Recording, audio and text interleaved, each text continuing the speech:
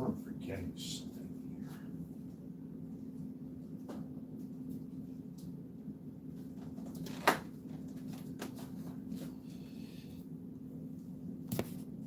I had so much crap on my work desk from my baseball cards. I've actually had to take all my baseball cards off of here. I don't want no accidental, involuntary paint jobs going on.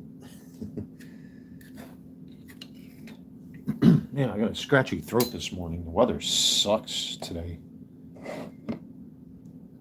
Actually, what I should really do is get a couple plastic cups.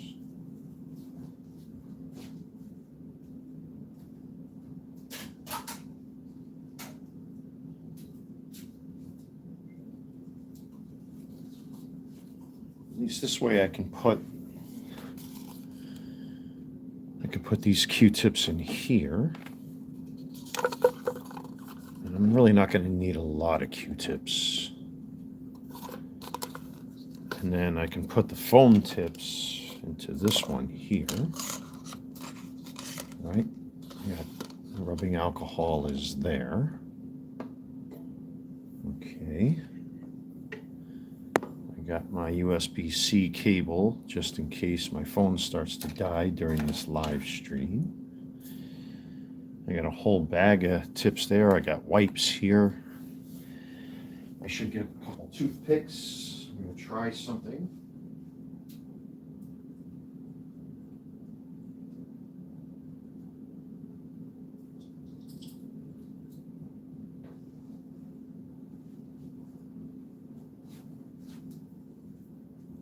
Yeah, I should get, actually I'll put these Q-tips here.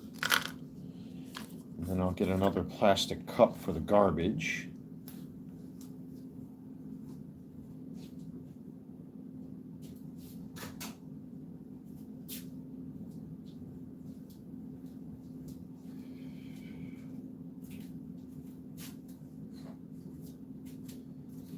I got me some methylene chloride, which should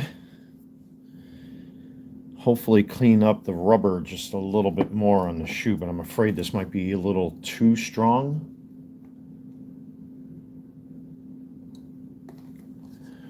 Let's see, good morning, almost good afternoon to everybody. I really appreciate your support. If you want to help this channel to grow, hit that like button, subscribe if you haven't done so already. The channel has really surged in viewership and subscriber counts over the past couple days. So thank you very much for that, everybody. Hit that like button and do all that good YouTube stuff. It really helps. Also, check out my eBay store, the Carolina Collector 001. I have a lot of auctions ending today, as a matter of fact. I should do pretty good. And I do have 4 orders that I printed out the shipping itineraries for. I just have to pack those envelopes and get them out to the post office. But the weather is kind of crummy outside today. Alexa, what's the current forecast?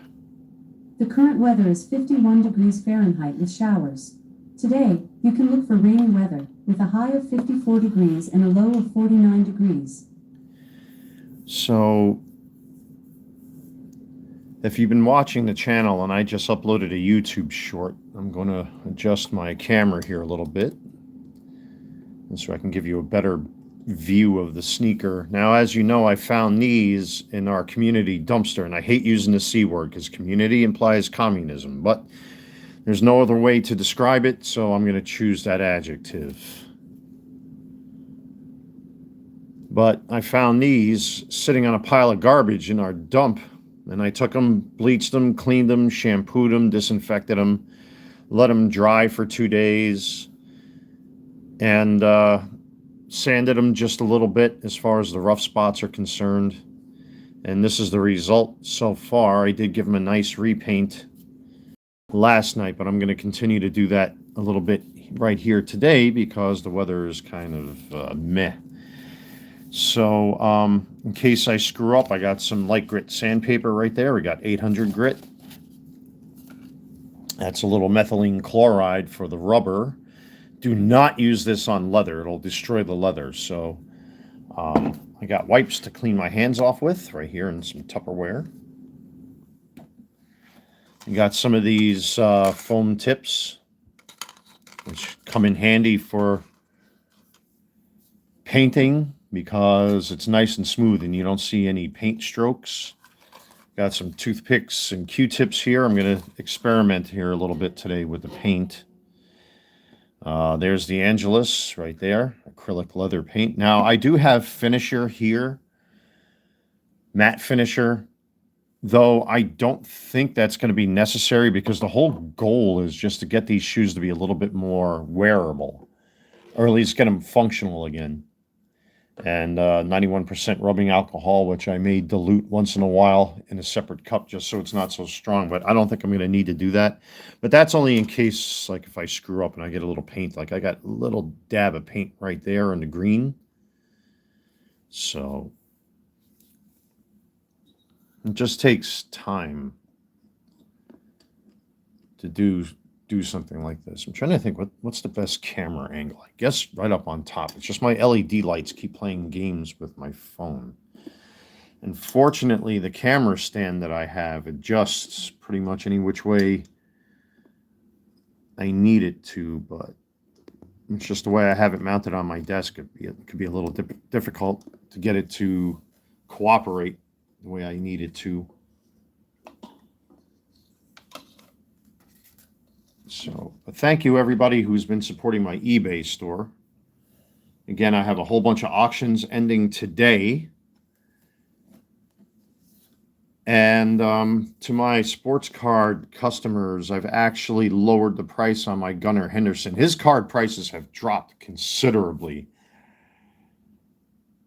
I'll probably only be able to get back maybe less than half for what I invested into the thing. And I hate using the term invest when it comes to sports cards, but I did put some good money into that card. But because the Orioles are awful this season, Adley Rutschman didn't do all that great. Neither did Gunnar Henderson or Jackson Holliday, and they were supposed to be the dream team of youth, and that didn't happen. You know, I decided to part ways with that red out of 5, which it's got 4 watchers right now. I lowered the price from like $500 to almost $400 at this point. So take advantage while you can. I'm watching his prices just drop. I do have a thumbnail made for an upcoming Shohei Ohtani video that I plan on making maybe today sometime, but I just wanted to focus on this because, quite frankly, I don't want to take these orders outside that I have from my sports card customers because the envelopes may get ruined from the rain, so I don't want to do that. I figure I just keep myself busy. You got to keep yourself busy, folks. If you don't keep yourself busy, believe me, you can drive yourself bats. Let me just reestablish my LEDs here because if you can't see the flickering, that's because of the LEDs. And I kind of need the LEDs here because I want to really get into the fine details of these shoes today. I'm hoping that this last coat is the only coat that I'm going to need because I already gave it a nice, decent coat before I went to bed last night. And it really, really brought the shoe to life. I think that's as good as I'm going to get. So if you see the LED flickering, there's really not much I can do about that. I mean, I've pretty much buffered these lights as much as possible with white paper.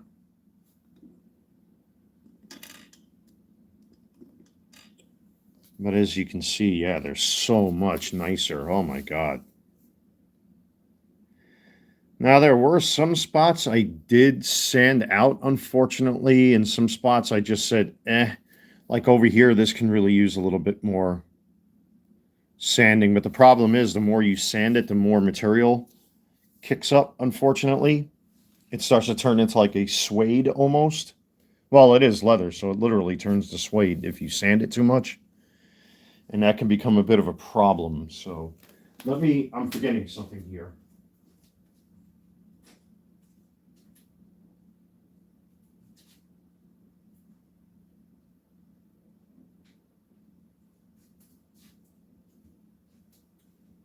I've actually got some of these emery boards from my local Walmart just to make it easy to sand because there's actually light grit sand on here. So I've actually put this thing to good use on these shoes. But I definitely have to sand out this right here just a little bit more and give it another paint because I mean, I want the shoes to be functional. I'm not going to really go crazy fixing every little minute detail on the shoes, but there are just certain things that irk me, and this is one of them. So you just get in there and don't press down. You just want to do this lightly because if you press down too much, I found that you can actually tear up the material too much and then it turns like a suede. See, already just by doing that little bit, you run your finger across it, you don't feel anything. So you let the emery board do all the work, essentially, and you just lightly press down on it. And already you can feel a difference. I think the toe cap is like that too, just a little bit. I may have to, yeah, if you can see the toe cap, it's still a little rough now that I gave it the base coat. You could, if you're really anal about this, you can actually use, they sell like a special putty for leather that you can fill this in if you so choose.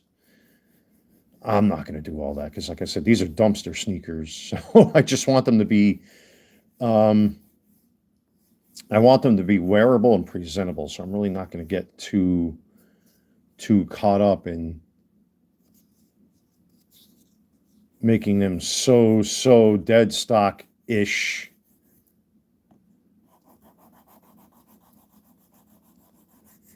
But I do want them to look at least somewhat decent for the person that's going to get them. And already that's starting to improve quite a bit.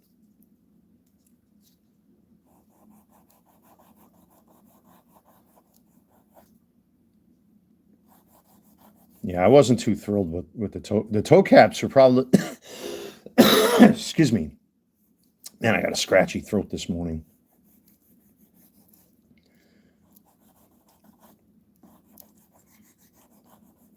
Yeah, I wasn't too thrilled with the toe cap, even when I painted it last night. But again, the goal is to get it to be functional and wearable and presentable. I'm not really so worried about getting those minor little details. I just want the shoes to look good for whoever's going to be wearing these. I think that was the only area I didn't, no, there was a little bit here too. I didn't like. Right here on the side. You can see how this all cleaned up real nice. Unfortunately, I didn't have to get more Angelus paint to repaint the the oxidized sections of these shoes.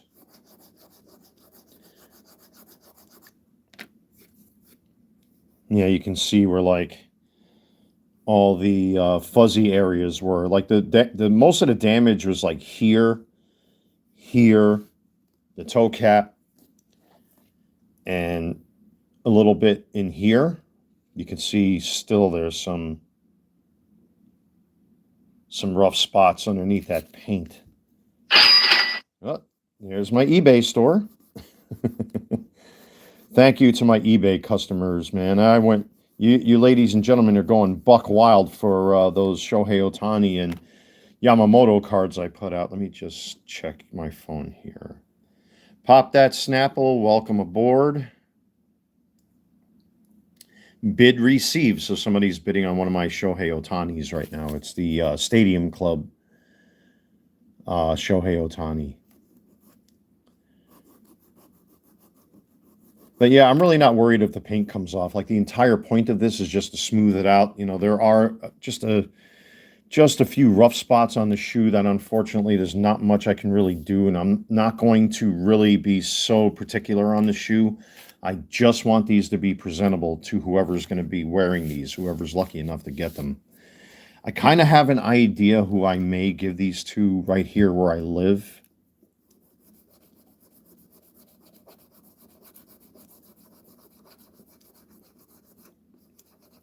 So, but I definitely want to take some methylene chloride and see if I can get up the rest of this discoloration that's on here. There's even rubbing alcohol and an old toothbrush. A lot of the dirt came off. Let me get the other shoe, as a matter of fact, for comparison. I mean, even at this point, God, I mean, I could relace these up right now and it wouldn't even matter, but I just want to give the shoe a little extra TLC today. So let me get that out of the way, and you can see what the shoe did look like past tense when I found these. And don't forget, these are dumpster sneakers. You know, which might turn a lot of people off, but, you know, you're talking about a pair of sneakers that potentially at retail can go for over $200 dead stock. I find that to be very wasteful, especially since there's no... I mean, yeah, the soles on the shoes are pretty worn. You can see even right there too, but I mean, you know, listen, for somebody that doesn't have a lot of money out there, to get something like this, to me, and being somebody like myself who's gone through hard times, to get the, you know, basic skills to do basic restorations like that, like even doing cleanup and painting on my own shoes, you know, again, I refer you to my Nike Air Jordan 4 2016s, which are still going strong, and I really clean these and repaint them every so often. Actually, this has a little scuff on there. I should really take a little rubbing alcohol or diluted rubbing alcohol to get that off. You know what? Now that we're looking at my own shoe here first, let me do that. Pop That Snapple is asking, am I going to sell these? No, I'm not going to sell these. I'm going to give them away for free to someone most likely here where I live.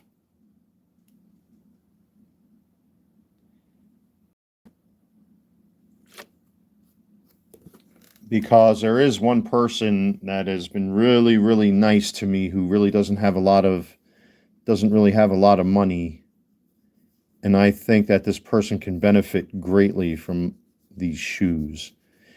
Now, this is why I love these foam tips, because I'm really not pushing down, and already look at the improvement of the cement on here. And I really don't want to wear out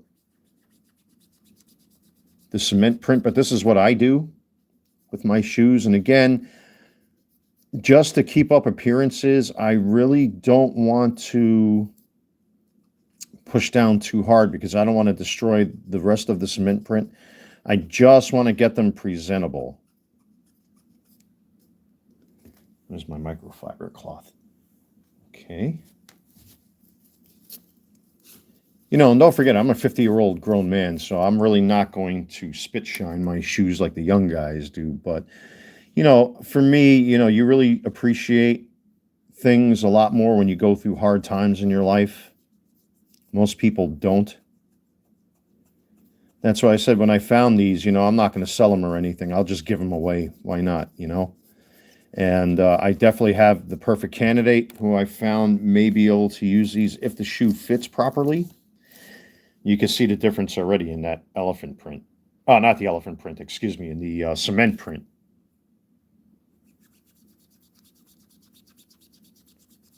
And again, I'm not pushing down or anything. I'm just kind of like letting the natural weight of my fingers do the work.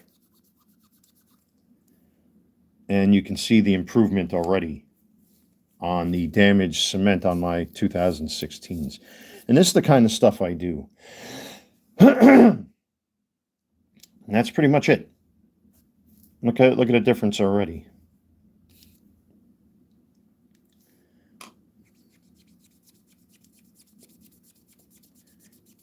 And that's just with a foam tip and some rubbing alcohol. But again, you know, be careful because you just want to do this enough where you don't want to destroy the integrity of the material. And there is a scuff, unfortunately, if I can shine it in the light right there. But, I mean, you really have to be looking for that. So what I am going to do is, let me get this microfiber out of the way. I'm going to take some silicone to that. Now, there are a couple different kinds of silicone. I happen to have like one of these little tubes that I got for my beard and mustache trimmers, but I have silicone paste off camera anyway, so I just use this because it doesn't take up space. You know, I keep this right here on my desk every so often when I do this. But I do have a big can of silicone paste that I use to just make sure that this material is revitalized, because rubbing alcohol does dry out these materials. And the goal is to make sure that these materials are pliable. Now, I already did the air pocket, so I'm not going to do that again. And what's nice, the silicone really helps to clean this up. Forgive me if there's some camera bouncing. You know, it's just unfortunately I'm working with limited space here, and I just don't feel like setting up in my kitchen. And I just cleaned my kitchen too, so I don't want to get sneaker crud all over my kitchen counter. And then just gradually, and you want to use a microfiber cloth too, or a chamois cloth, or an old cotton rag, something that's not aggressive as far as the surface is concerned, because you don't want to scratch the shoes either, but you just want to liberally go over them.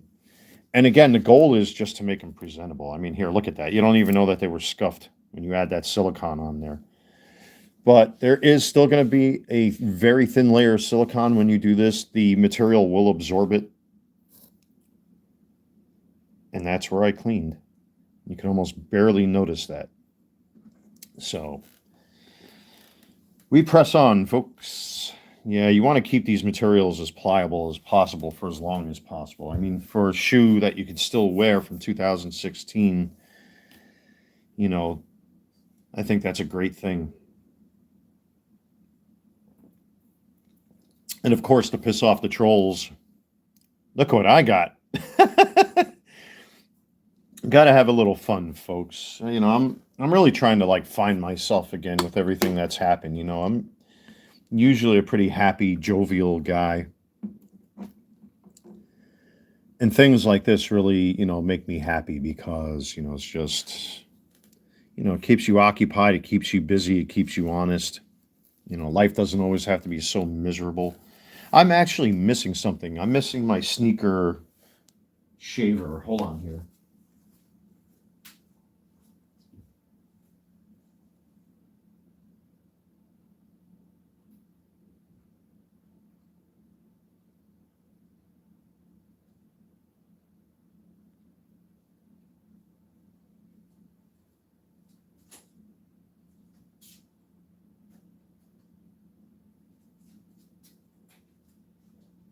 All right. Excuse me. So,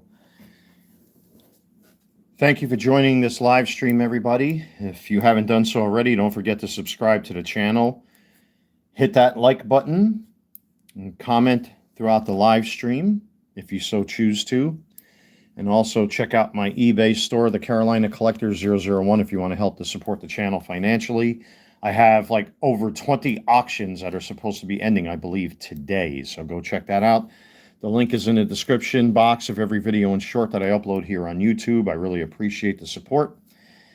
That is a lint shaver right there with a USB-C port that you can recharge this, which is nice. And I got me a little pair of these little scissors right here. And the reason why is because of things like this that irritate me. And again, I want the shoes to look presentable. These are dumpster shoes. So just a little quick snip of the scissors and off goes the string.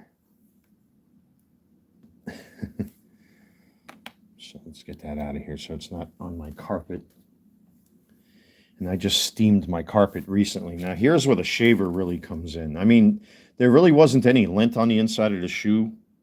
Mine gets a lot of lint, But surprisingly, there was no lint on the inside of the back of the heel on this shoe. So what I am going to do before I repaint again is just to give this one more little shave, because it still looks a little gnarly. And again, forgive the camera wobbling. It's because I have a gooseneck camera stand mounted to my desk. So I'm working in pretty close quarters here. So you just liberally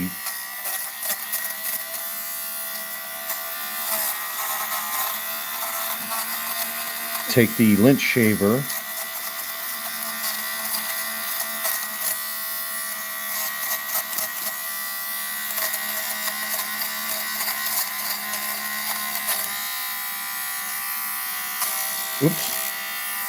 Again, forgive the wobbly camera, but again, I'm working in close quarters here on my work desk, so. But you can see the difference already. Look at how nice that came out. If you wanted to, you can actually go in there with a fine pair of little scissors like I just had in my hand, but again, I just want the shoes to look presentable and wearable, so. I'm not trying to get them to be dead stock. I'm trying to get them to just look good. And look at the difference already compared to that side. You can actually see the difference. So let's flip them around. Look at the difference between the two. I can still get in there and kind of shave this a little bit, but you can see all that fuzzy stuff right there. So we'll get that off.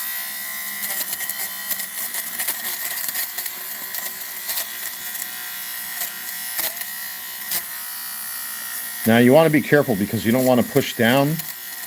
You kind of want this to cut using its own weight. So for me, I like to just gradually hold it on the side like this and let the weight of the gadget do all the work. Because if you push down, you will tear into the material here a little bit. So I recommend just not pushing down on this thing. Let the weight of the device do all the work. And look at the difference. And then if you really want to get in there, if you feel compelled to, you take a little pair of scissors like I got here that are meant more for like your cuticles and stuff, and just get in there and you can fine tune everything and go, whoop, there you go. Look at how different that looks already. Just those little details can really bring an old crappy pair of shoes back to life. I think that was the only one or two spots I was not happy with as far as the threads and material are concerned. Again, I mean, I'm not looking for absolute perfection. I'm looking for functionality so that somebody can actually put these on their feet and wear them. And that looks pretty good. What I do want to do is experiment here a little bit. Because of the toe cap, the threading on the toe cap here is really gnarly. And I really don't want to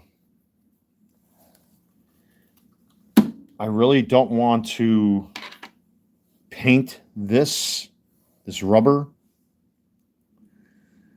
I like to get in there with a toothpick and see if I can get a little Angelus paint on them threads just to create the illusion like they're brand new. But before I do that, I definitely want to get a little methylene chloride on that rubber to try to fine tune the coloring on there just a little bit more to kind of bring that rubber back to life again. And then when I'm ready, I'll throw a little silicone on there because you don't want that to be so dry that the material cracks. I'm going to do this off camera, folks, because, well, let me show you the before. You might not even be able to tell the difference with this light. Yeah, LEDs are very finicky, unfortunately. So, oh yeah, this is going to work out really, really nice. Now, again, you don't want to touch the midsole or the leather, so you have to be really careful with what you do here, because if you take methylene chloride to leather, it will eat the material or damage it, and you really don't want that, so you have to be extremely careful here. Pop That Snapple says, I'm enjoying this. Thanks for going live. I really appreciate it, my friend. Thank you so much. Yeah, I mean, I've had a lot of things, especially this year, happen. I'm not going to regurgitate all that. I know you're a regular viewer of the channel. A lot of things happened this year, but I understand what it's like not to have money. And, throwing away a 200 and something dollar pair of shoes that just needs a little TLC, I think is kind of wasteful. I'm not supporting dumpster diving or anything like that. It's just, I don't do sneaker restorations or anything like that. It's not my motif. But sometimes it just takes a little paint and some time. Now you can see again, there's going to be a lot of wobbly cam, folks, so forgive me for that. You can actually, maybe the LED light may not show, but you can see all that dirt that's still in the rubber, and then you look over here where I took the methylene chloride and cleaned it and got a lot of that black out of the rubber. Again, I just want them to look at least presentable, so that when they're on feet to whoever I donate these to, again, I'm doing this for free. I'm not asking anybody to buy these off me. I'm not going to resell them or flip them on eBay. This is going to be a donated pair of shoes once it's all cleaned up, or once they are all cleaned up. And hopefully I can make somebody's day doing that. I figure, put this channel to good use. So I could technically still clean the soles on them, but again, they're going to be touching ground anyway. But there's the methylene chloride treatment to the rubber on the back, and I can see the difference even right here. The camera may not be able to pick it up, but it cleaned up real nice. And again, you got to be real careful and real slow because you can destroy the materials on this. You definitely don't want to get methylene chloride on here. This stuff here is actually meant to remove labels and patches from jerseys and stuff like that. I really like this. I got this on Amazon VLR. It's really good stuff, but you got to be careful with it because if you get any drops on surfaces like this, that's why I have it on my carpet. It won't really harm my carpet, but any type of painted surface, it could potentially destroy that surface. So, you want it to sit on a piece of cardboard or plastic or something like that, which I do have on my carpet, out of my way so I can save myself some desk space. So I'm happy with that. Let's do the toe cap and the toe box here again. What I may do, because of the patina that's on this shoe, and I decided against steaming these because they're going to be worn anyway, so I figure to keep it looking appropriate, I might take a little sandpaper and sand away all this paint that's in these seams here. I'm not sure yet if I'm going to do that or not. I mean, the sky's the limit. You can pretty much do whatever you want with these shoes. But again, they're not going to be perfect. That's not the goal. The goal is to get them to be functional and presentable. So let's get this out of the way. I'm actually running out of white paint, the Angelus paint. I don't want this to dry. Now here's where these foam tips come into play, and you'll see the difference immediately. And again, you want to spread this out. You want to keep it very thin. You don't want it to cake up. And I like doing this with the foam because you don't see paint strokes like with paintbrushes. And already that looks so much better. I mean, again, they're not going to be perfect. I want them to be functional. And then to help the paint dry faster, you kind of want it to spread out a little bit.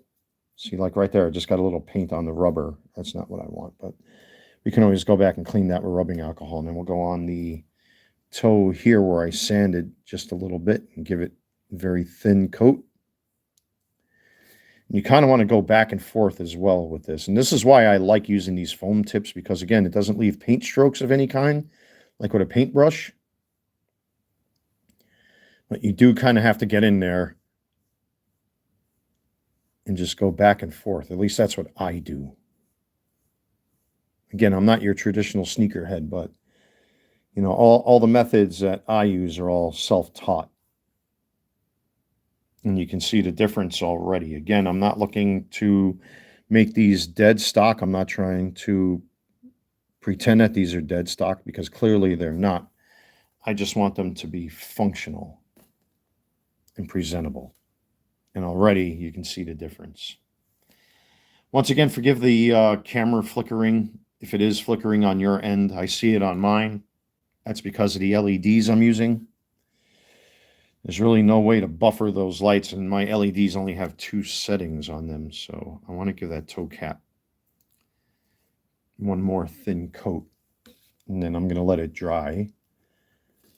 But there's a little dark spot right there that I just sanded, so again, I'm liberally going to just swipe, swipe, swipe. Hey, my stomach's growling. Hey, world, stomach, stomach, world. Introduce yourselves, folks. You don't have to be perfect. I'm not looking for perfection here. I'm just looking for me to make these presentable to whoever I'm going to donate these to. And already that's made a huge difference. Now, what I'm going to do here, I'm going to kind of cheat a little bit because there's still a little muck right there on the seam where the rubber and the leather meets up, but I can always go back here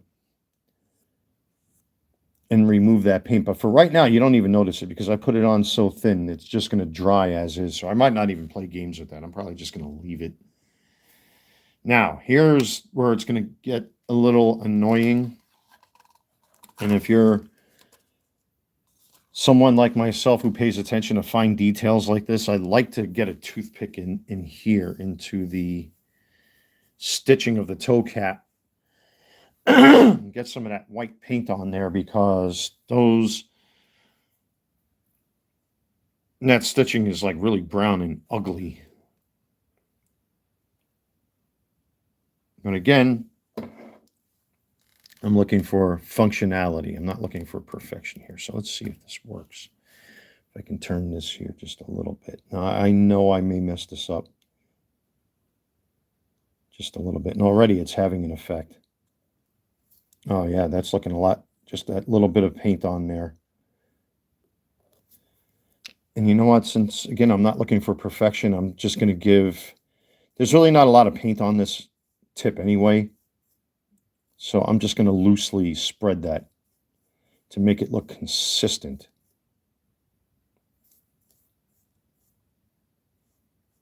And already you can see the difference. But, you know, the tip won't get into the threads right there. Let's see if I can move my camera down a little bit more. There we go. So again, I'll grab a toothpick here. Come on, paint. Just want a little bit of paint on the tip of this toothpick. And the goal is just to force, oops, again, forgive the shaky cam. I'm working in very close quarters here today. And you just want to get in there with the toothpick and just very liberally. The goal is just to get it on the threads to create the illusion like they're brand new when they're really not. Again, these are dumpster sneakers, so I'm not expecting absolute perfection here. And just kind of get in there. And you can already see the difference that just that little bit of paint makes. Now, again, because the midsole is already white and rubbery, if there are any paint drips, you can just kind of liberally go over it with one of these foam tips. And if there are any bumps or clumps, this will take it right out and smooth it out. So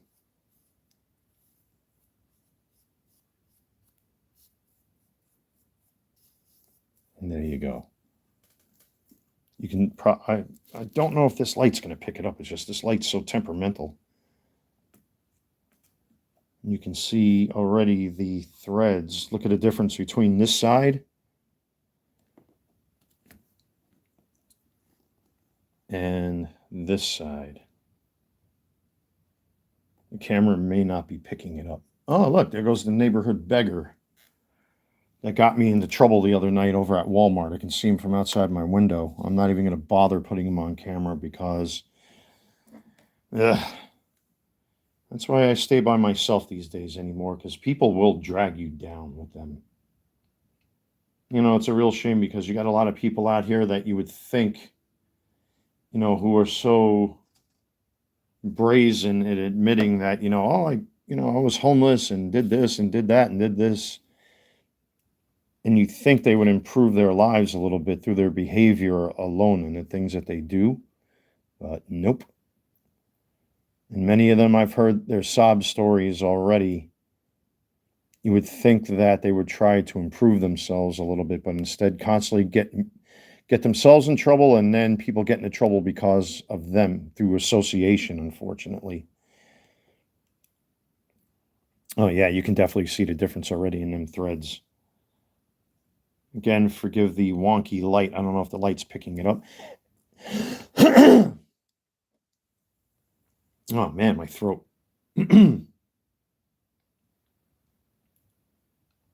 Yeah, even though it's wet outside, I can still feel a lot of dust, unfortunately, at least in my apartment. I'm very clean. What did I used to call guys like me back in the days? Metrosexual, something like that. Now, I don't have any room here on my desk, to show the toe cap straight on. So, again, I'm working in very close quarters here, but I'll show you the results. So, again, don't be afraid if you get a little gob of paint on there like I did just now. You can always take those tips and wipe them away. Let me get a bird's eye plan view. See if I can, if that helps any. Again, forgive me for the wonky camera angles. It's just I'm trying to make this easy on you and easy on me. All right. Let me just get in there. And again, don't be afraid if you do get little gobs of paint.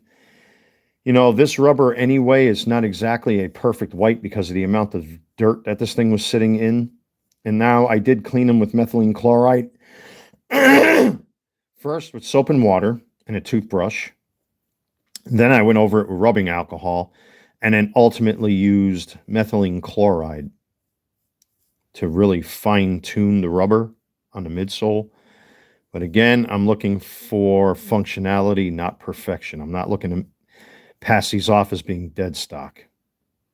I just want them to function. Oh, that came out actually not that bad. Now, another neat little trick that I'm going to show you that I use when it comes to the threads on the toe caps like this. I don't know if the camera's going to pick that up, but look at the difference already.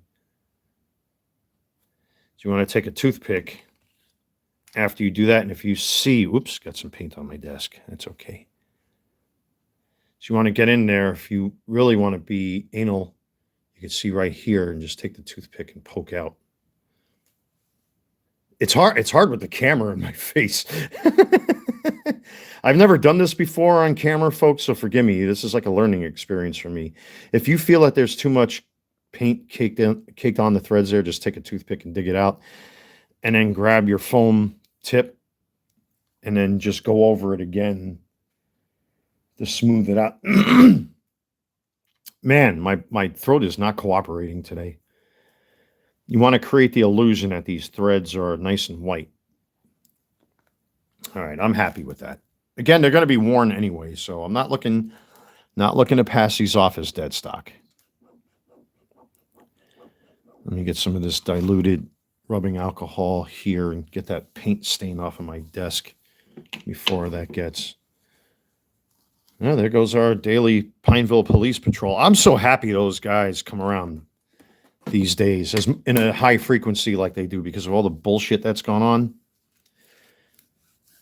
And I don't blame, I'm not blaming the staff or anything like that. But it's just unfortunately, with some of the people that live here now, a lot has changed. A lot has changed. I was talking about this with my downstairs neighbor yesterday because she has like a kickstand thing for her door. And I've got that Larry lock on my door to lock myself in, or if I go on trips or I'm away for the night, I can padlock my door shut. I've got window locks on my windows now. It's just that's the way of the world these days. It's a shame that we have to go and do things like that around here, but people are becoming more unhinged.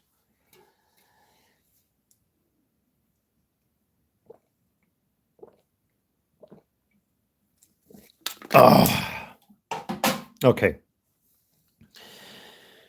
I don't want to touch the toe box again with paint until I know it's dry.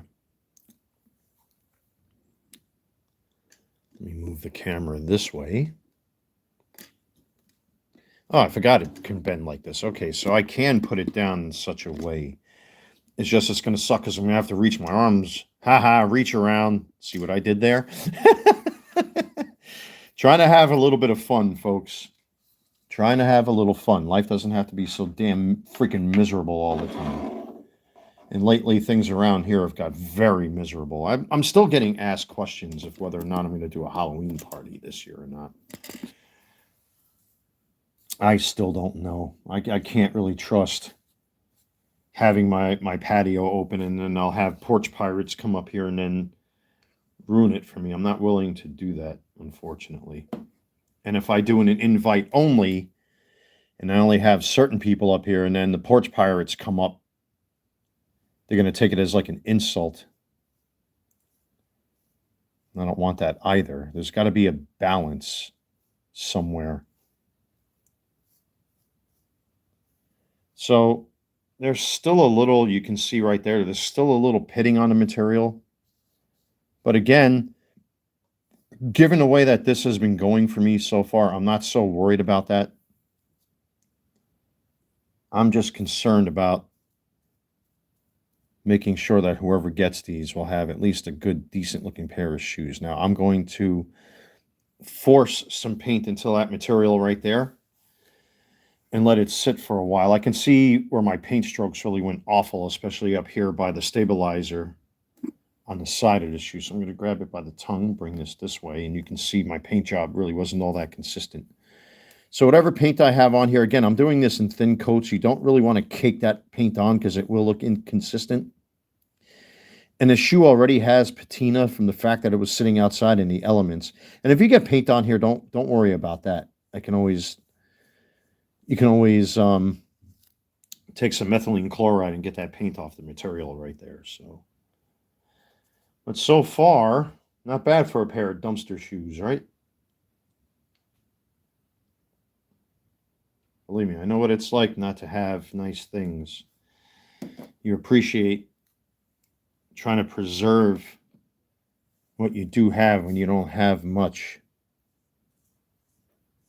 And again, I'm not worried about the eye holes either because eventually I'm going to go in there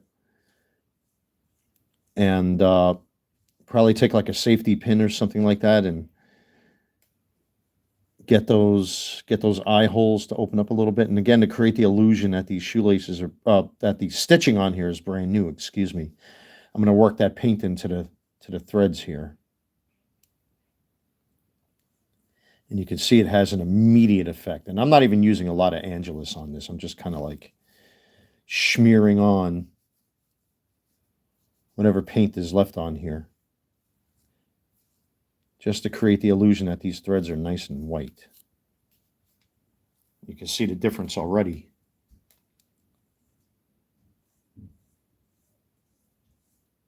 I hear a lot of voices outside again. That might be my upstairs neighbor. She's a really nice lady. I always have talks with her too. It's a shame because she's contemplating moving.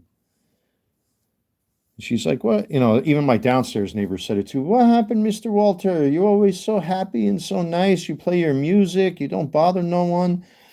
How come you always sit outside by yourself? You know, and I told her what happened. And, you know, because she minds her own. She doesn't really mind anybody's business. I told her what happened to me this summer and everything. And she's like, oh, I didn't know. I did not know. She's got that really nice island accent, you know. I did not know this happened to you. You're always so happy. You always listen to your music. I don't see your friends no more. I'm going to go over here too just a little bit. There's some... Again, I'm not looking for perfection. I just want to make them functional. But yeah, it's just a shame because of some of the people that live here now. You know, the only thing I can really do is just keep in my lane, get back to being me, and not really paying attention to the people that I know are troublemakers around here. And I tell you what, I could feel a difference because I'm actually sleeping better at night. And, you know, I really, you know, I've been staying away from the beer and all of that stuff because that's what attracts them. You know, one of the beggars that I saw was out there that got me into trouble the other night there at Walmart. You know, he sits right there where he corners people over at Walmart or over at the local cigarette shop where everybody goes to get their cigarettes because Walmart can be a little expensive, so everybody goes there, especially since they have liquor at that cigarette shop. That's the one place that a lot of these people go to beg for money. And then if I try to do the walk around through, because there's like 3 ways to get in by foot, especially when I need to mail my envelopes from my eBay store, there's 3 ways to get in. And despite my best efforts to just randomly choose a direction to go in so I don't get stopped by these guys begging for money, they just happen to sit right there where they fucking corner people and then pull out their bills and say, oh, this happened and that happened. You got $5. And I can't do that shit no more, man. I'm sorry, but you got to be selfish sometimes and think about you. Think about yourself once in a while. You have that right. I can't be taking care of 5 or 6 grown adults who I'm not going to get into the legalities of how they pay their rent here, but I'm not going to risk my business and my fucking name and everything else for these people anymore. I'm sorry. I can't do it anymore. It's too stressful. That's not everybody. There are some nice people here, you know, that keep to their own and mind their business. And it's just there are three or four troublemakers that over time I've kind of like given the benefit of the doubt to. And then you find out at the end of the day that they just don't give a shit because they have social workers that will cover their asses if they get into trouble here. I don't have that.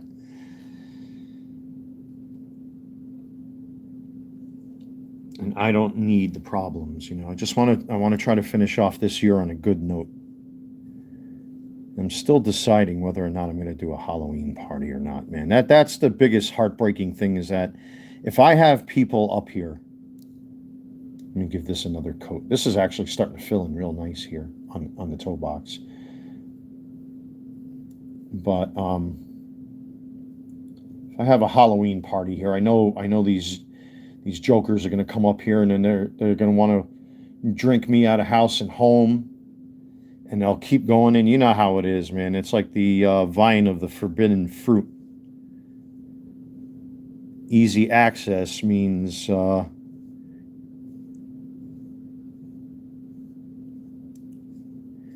that they will just keep going and going and going like the Energizer Bunny and drink up beer for people that, you know, I want here. Let me go up on top. This is hard to do this with this damn gooseneck in my face. So forgive me for my impatience here. Let me get a nice clean Q-tip here, or one of these foam tips, because this one's getting a little gritty. You know what it is because I sanded these just a little bit, so it's picking up some of that grit from a nice new fresh pack here from Amazon.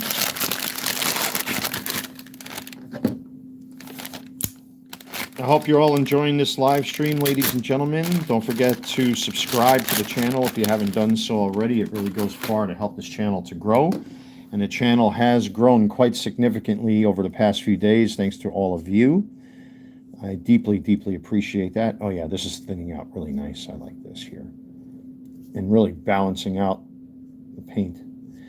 Also, if you want to help to support the channel financially, check out my eBay store, the Carolina Collector 001. That goes far as well to help support the channel. I have a whole bunch of auctions ending today. I'm really not going to do much more. I've got to definitely touch up that right there. Just a little bit. But I'm happy with these results.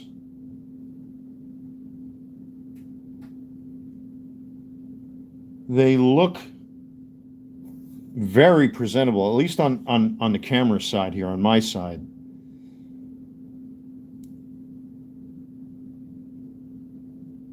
I might go over that one spot with methylene chloride and a Q-tip that's on the side of the shoe there, because it looks a little meh.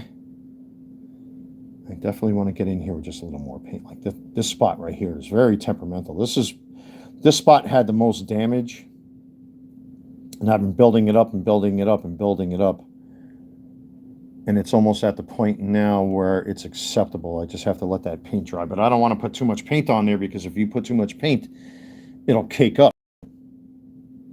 You don't want that either. And then the paint will literally just, oops, even over here. Again, I'm not trying to pass these off as being dead stock. I want them to be presentable. And I got to fill that in just a little bit more right there. Otherwise, I can be happy with these results. I really didn't want to sand these down too much, because I'll create more work for myself than what I want. Again, I just want these to be presentable.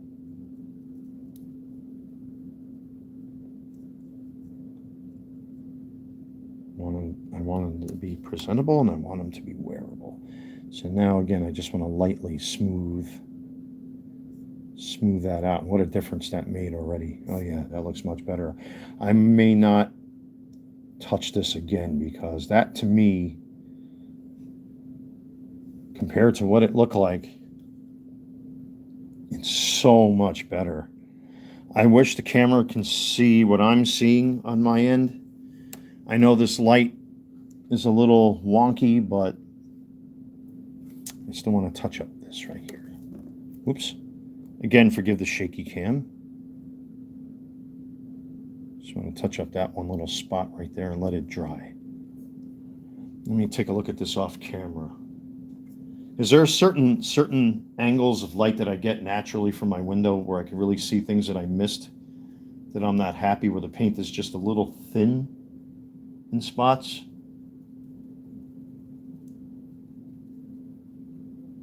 Like here on the back heel, there's still a bit of a scratch that I wasn't happy with, that I wanted to fill in just a little bit.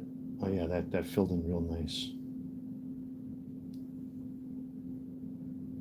And over here on the back heel as well. I really think the person that I kind of have a candidate already. I'm going to give these. I have a candidate who I feel I think I can give these to. I'm just not sure if they're going to fit this person's feet or not. But this person has been very nice to me. You know, when I was up in New York at my dad's funeral, this person was checking my door for me, and you know, they don't have a lot of money, to be honest with you, but this person really tries to do the right thing. They got a heart of gold. But I think a lot of people take advantage of this person too for their kindness, which I don't like, because I know what that shit's like too. When people don't even say thank you.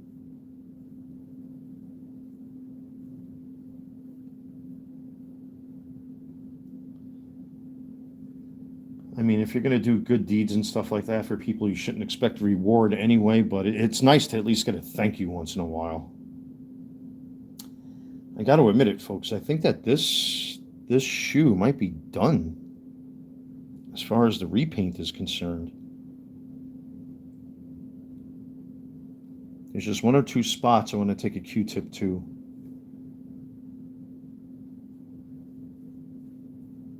And clean up the rubber just a little bit more. But this one spot here on the inside of the foot is ever so stubborn.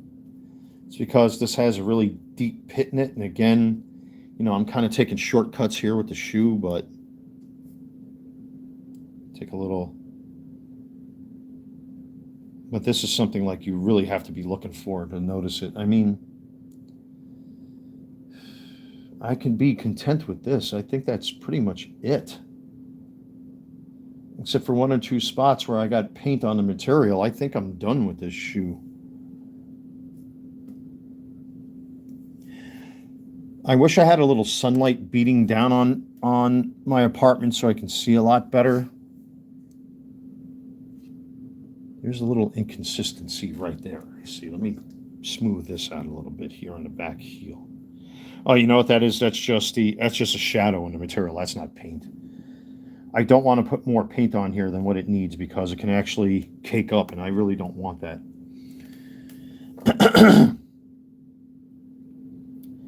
I think that's as good as it's going to get without doing a complete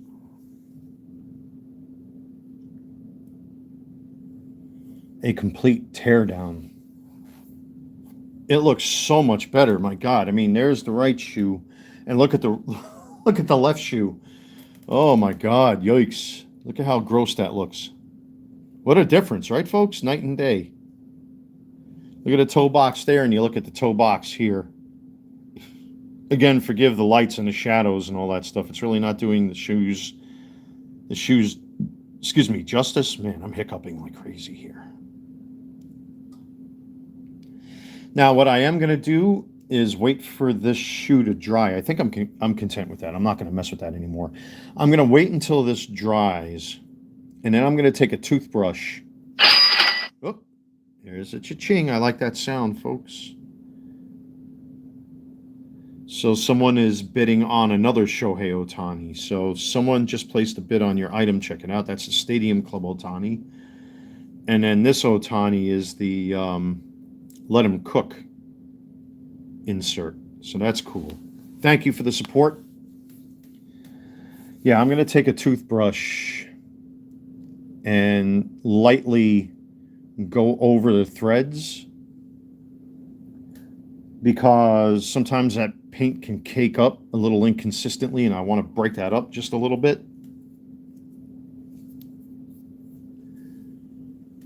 That tongue just looks amazing, man, compared to what that looked like when I first got these with just a little bit of soapy water.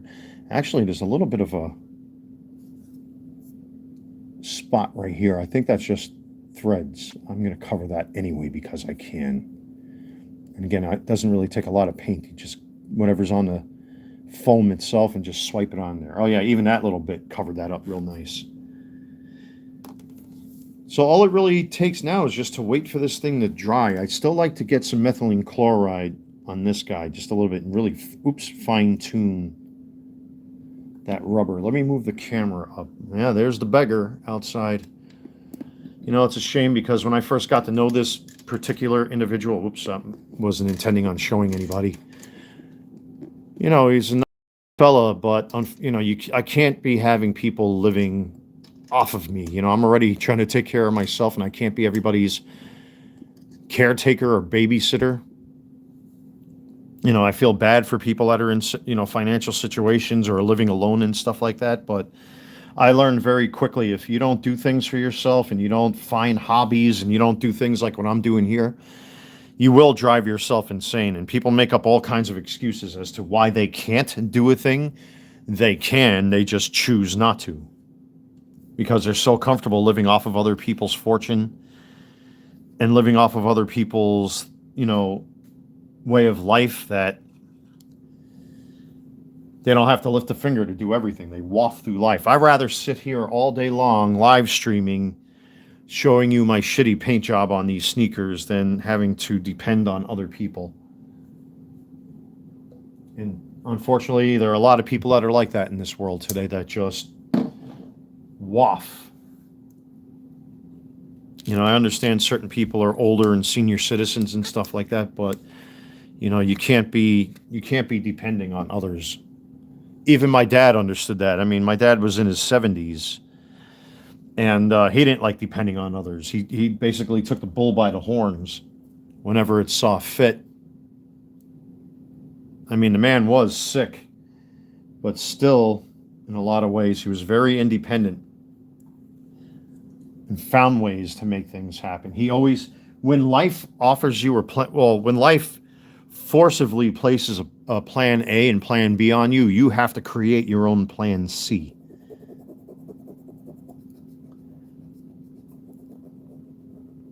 And you have to make things happen. How people can just live off the system like that, I have no idea. The day I got myself off of food stamps, I couldn't be happier. Yeah, it makes things a little tougher, but it makes you more honest because then you can appreciate every single little dime you have. I don't know if that's paint on there or not. Let me take a little diluted rubbing alcohol. I want to see if that's paint. It looks like paint on the oxidized part of the shoe. I mean, I was able to take off all of that white paint that was on there when I first got these, but if that's a scratch, let me just get some of that excess alcohol off of there. I don't want too much on there. Is that paint? Yeah, that's paint. So look at how nice that came off right there. Boom.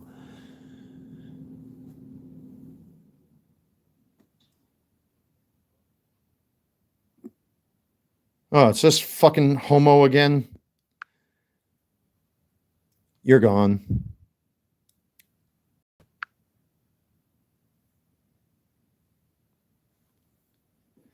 Kevin, your daughter is always going to be a significantly retarded fucking genetic defect. Keep drinking. Maybe if you have more kids, you'll have another sloth daughter like the one you have now. And by the way, your name along with your two buddies was given to Pineville PD, so if you keep attacking me like the way you are, I would feel very sorry for you and your family. That's all I'm going to say about that. Anyway, let's keep going. I'm not going to allow that to get in my way. So with that being said, yeah, we're talking about a man who's obsessively compulsive when it comes to attacking people online. Like he attacks politicians about having guns, but then meanwhile, this man hosts skeet shooting by the firing range where he lives in Calverton, but then wants to criticize politicians for having firearms, right? This is a man that sends his wife begging for medical benefits while he drives imported German cars that are worth thousands and thousands of dollars, spends thousands and thousands of dollars on coalitions with his German buddies at his precious little Masonic lodge. By the way, you want to know the dirty secret of Freemasons, what they don't tell you, what the big secret is? They think that just because, see, like what I'm doing, I'm self-taught doing this type of restoration like this, right? So they think it brings you closer to God just because you have a little bit more smarts about you, which is like the ultimate form of arrogance. They actually believe it's ordained. And then the fucking closer, you know, the more knowledge you have, apparently it brings you closer to some sort of God or godlike figure. So, you know, apparently you're God's gift to the planet because you figured out how to open up a cardboard box. You know what I mean? Like stupid shit like that. That's the real secret of masonry, folks. There's no mystery to it. That's really what it is. They think that because they are just a little bit smarter and a little bit more savvy with certain things that it brings them closer to God. That's what the whole 33rd degree bullshit is all about, and the secret handshakes and stuff. They actually believe themselves to be warriors of God because they learned a secret trick. The fucking arrogance of these people. But then again, you know, like I said, I just keep going, folks. You can't let people rain on your parade. So as you can see, I'm kind of just very lightly going over the white because I'm not, it's just this white. Some of that staining is so caked in. I wonder if he's a homo, that he's so obsessed with me. I mean,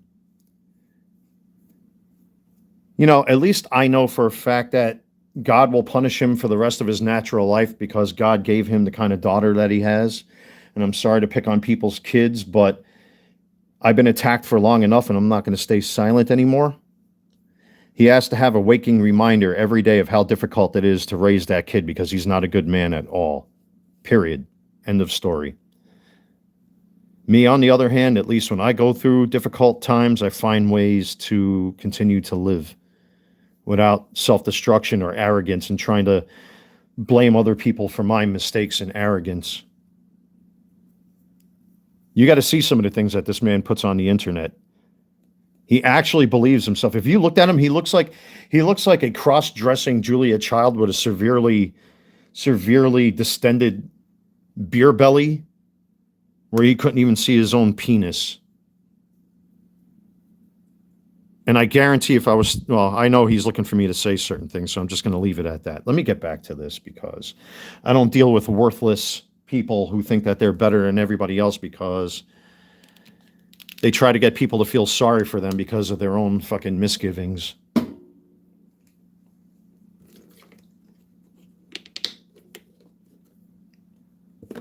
Yeah, that's the Masonic dirty secret they keep from everybody. They think because they know a little trick like me, I'm self-taught doing all this stuff, so that should make me closer to God, right? The arrogance behind that kind of thought process. I knew that when I first joined these idiots. Most of them are single. Most of them are divorced. Most of them are fucking old men. All the pageantry and awards are given by themselves and not by the state or city like I got mine. I earned all of my accolades and certificates and all that stuff, but some people just can't stand that because that's what you call being profoundly and profusely jealous of somebody else's accomplishments. I don't need tuxedos and special handshakes to make me feel special or to try to convince others that somehow I'm special and unique or closer to God. The thought process behind that is just, well, what's the secret word? Tubal-cain something?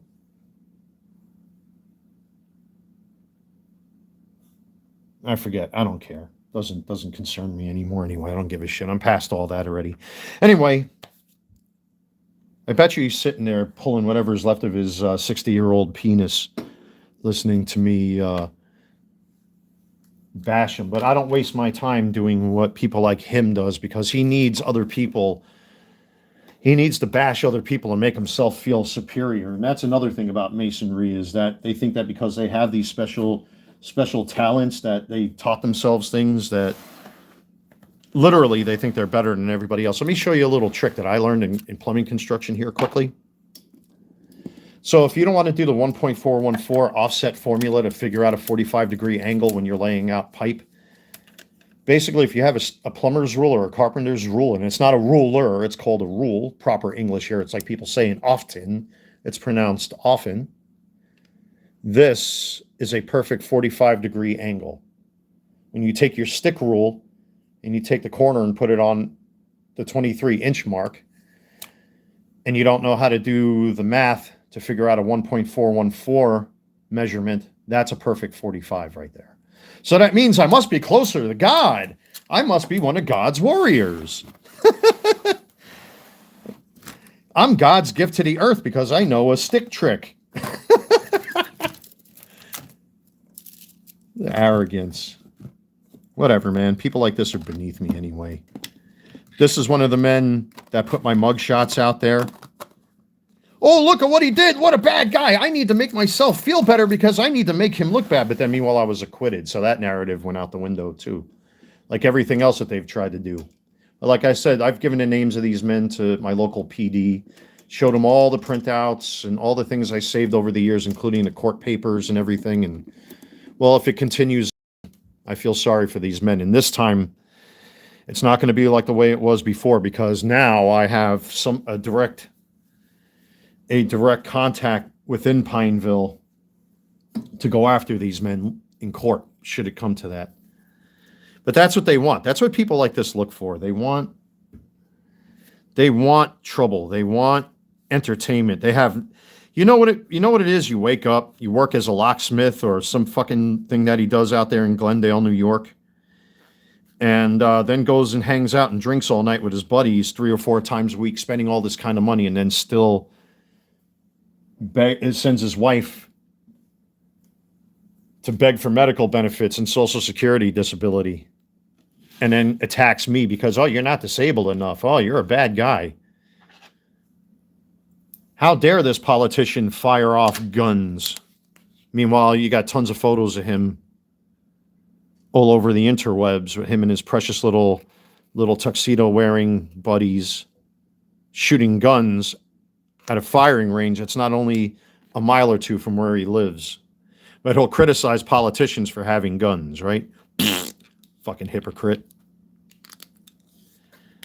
Anyway, let's get back on track here, folks. We're here to restore sneakers and give them away to somebody that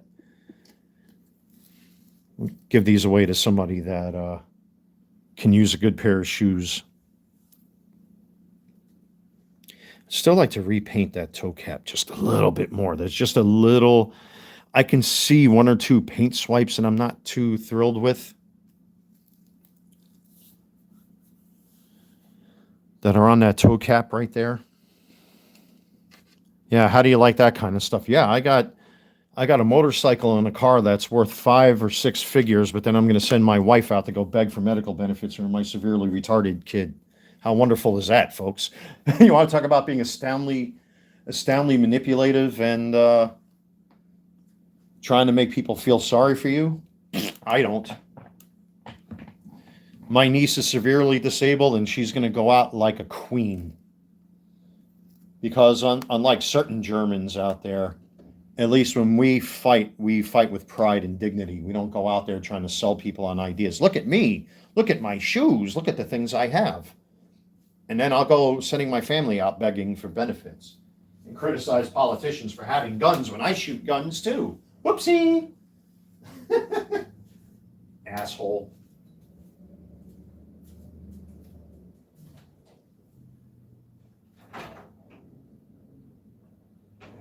Now, back on track.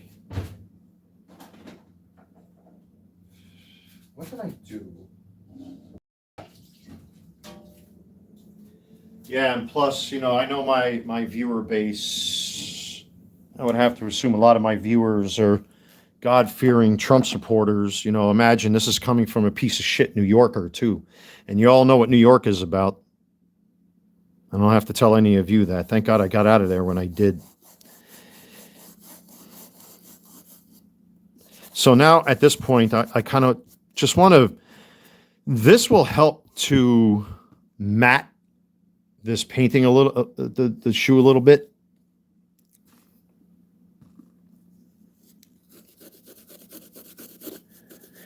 And get into them threads and just loosen up those threads there just a little bit, because you don't want it to look caked.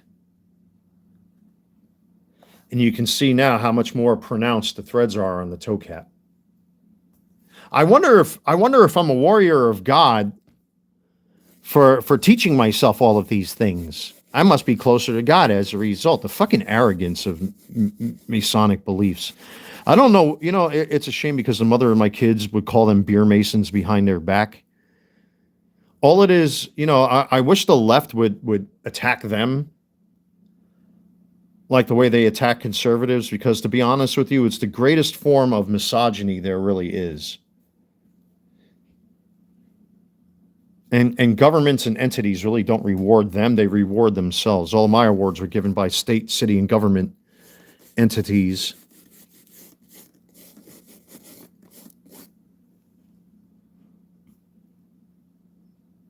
See, that's looking a lot better too. Now, if I also wanted, I can go over this with a little sandpaper. And if I really wanted to get particular, I can always sand out this. Nothing makes me happier than knowing that each and every single day he has to look at his kid because of the awful man that he truly is. God's divine wrath always goes after people. And me, when evil comes after me, guess what happens? It passes over. Just like with my illegal immigrant ex-girlfriend, where I was acquitted of crimes I never committed. Oops.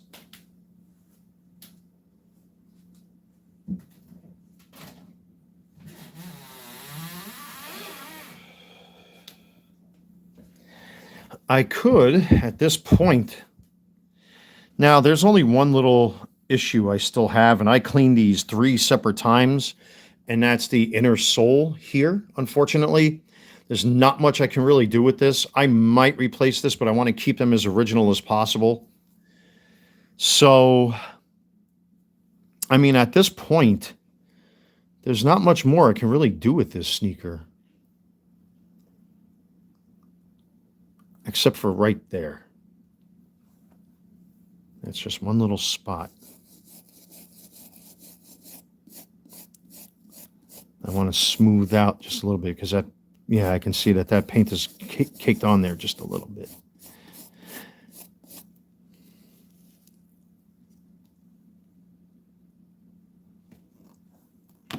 See, and here's another little thing I'm also aware of too with people like this. They're waiting for me to say something inappropriate to give them an excuse to flag the live and flag the channel. And they're not going to get that from me. I've got much the wiser and smarter to that sort of thing. So, but we press on, right, folks? Like our Lord and Savior, Jesus Christ, he was bludgeoned, beaten, spat on, chastised, punched, kicked, forced to carry his own cross to his own crucifixion, died on the cross and rose again.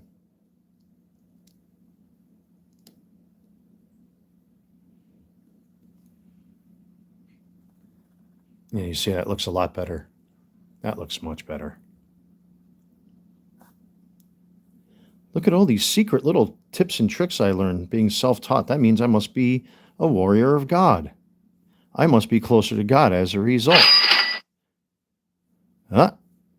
Another cha-ching.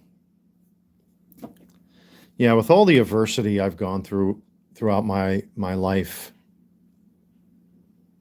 Yep, here's another bit on that Shohei Ohtani Stadium Club card.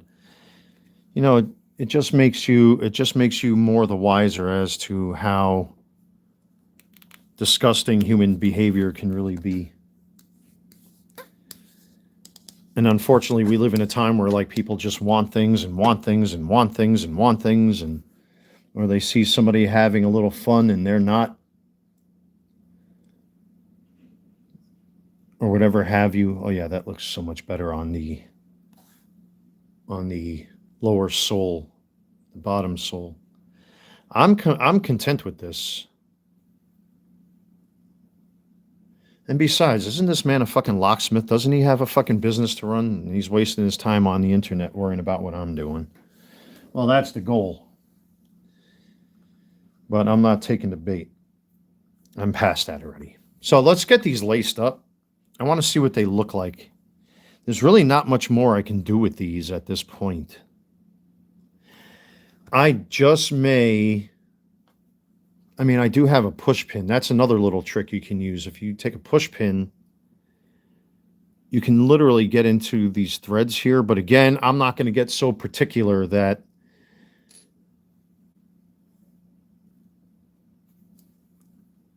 to make them look dead stock, excuse me. So I want them to look presentable. So I'm going to put the insole back into the shoe. It's just a real shame because this insole is really like, eh. And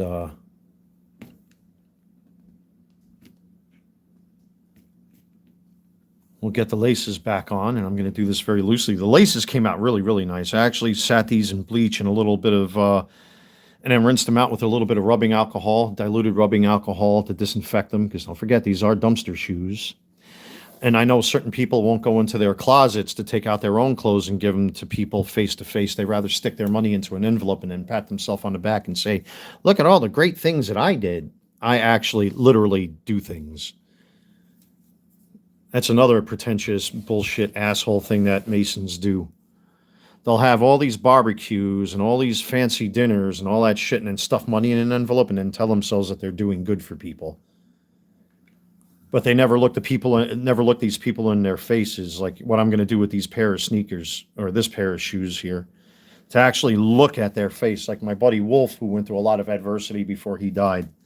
I gave him a pair of Nike shoes, and to see the look on his face when he got those shoes, he was telling me like he never had shoes like that before.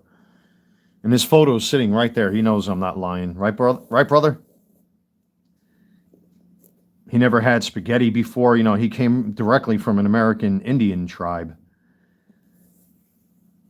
And he never had pasta. Like, I couldn't believe that. Like, I couldn't hear. I mean, you know, there are a lot of cultures throughout the planet that don't really mix up with the Western world. I guess in his tribe, he never really was, I guess you want to say, Americanized. I don't know if that's the proper term to use, but or Westernized, like myself. But yeah, the first time he came up to my place, and I made him a big plate of spaghetti. He's like, and he said it in like this semi southern accent. He's like, I never had myself some sketty. What's sketty? And he's like, well, you're looking right at it. You know, it's a dish made out of flour and sugar and tomato sauce. And man, he gobbled up 2 big plates of that stuff that when I made it for him. He was one of the most humble guys. You know, unfortunately, there are things with him I'm not going to get into. But he too was a victim of circumstance, unfortunately. And I really felt for the guy because there was 1 or 2 times, unfortunately, where he, well, again, it's not polite to speak of certain things when they're not around to defend themselves. But yeah, he always felt like he was out of place because of his heritage, you know, and because of his background and all that stuff. He always felt like an outsider in the Western world, outside of his tribe. So you know that really emotionally affected him in a lot of ways. And that's all I'm going to say about that. Jeez, you would never know that these were the same sneakers. As I'm putting the laces on, I mean, my goodness. Check it out. You would never know they were the same shoes. And you can smell how clean they are. Like you can smell the soap and bleach on the shoelaces and on the shoes themselves. But again, I have a candidate as to who I'm going to give these shoes to.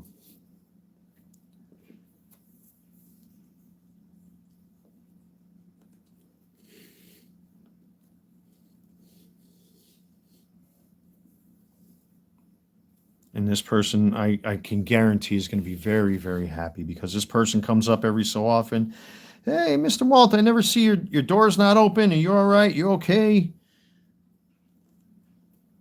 All this, all that. And sit down and have a conversation for about a good hour, half hour. This needs to be shaved just a little bit. I can tell that this lace right here has had a little bit of wear on it. So take the lint shaver and let the weight of the machine do it.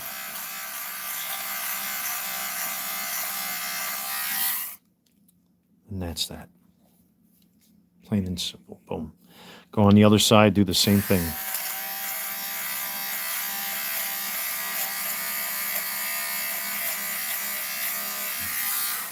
Now, if you have stitched on numbers on jerseys, this will actually do you quite well to get some of that lint off of the threads as well. But again, you don't want to push down because you can break the threads. So you want the machine to do all the work for you. You really don't want to push. Let the weight of the machine do it. I mean, I would like to try these on myself, but they're clearly too small on me, so I'm not going to bother. I just want to make sure, again, that... Is that paint wet? No. There's still 1 or 2 little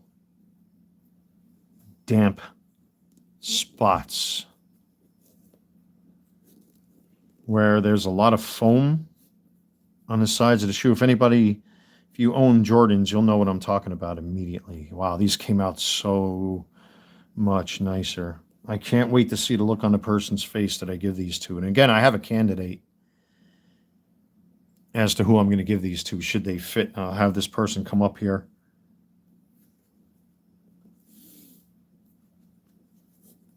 Let them try the shoe on first. And if they fit, it belongs to this person.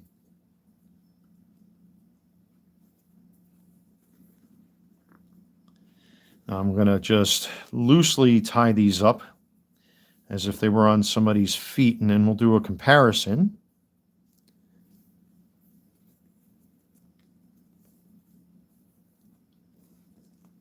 And there they are. There's still a little shadowing right there. I wonder if I should just paint that in or I should just leave it. See, now I'm getting to the point where I'm getting a little too OCD. So I'm going to see if I can move this back so you can get a really good, nice view of the shoes. Let me get that sandpaper. And again, that's the sandpaper I would use along with an emery board to sand these down.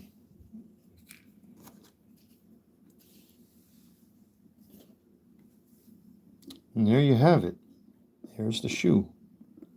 Nice, clean, relaced, disinfected, repainted to the best of my ability.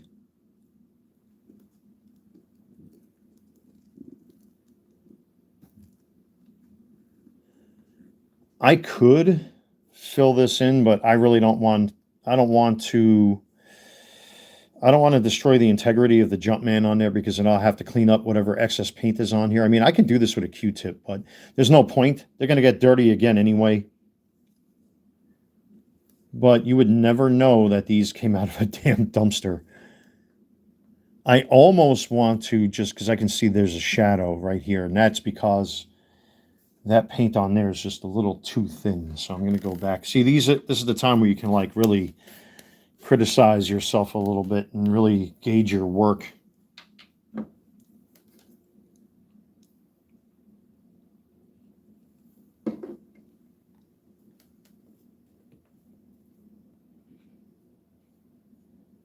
So I'm just going to very lightly, with just a little paint, get as close to that oxidized green as possible.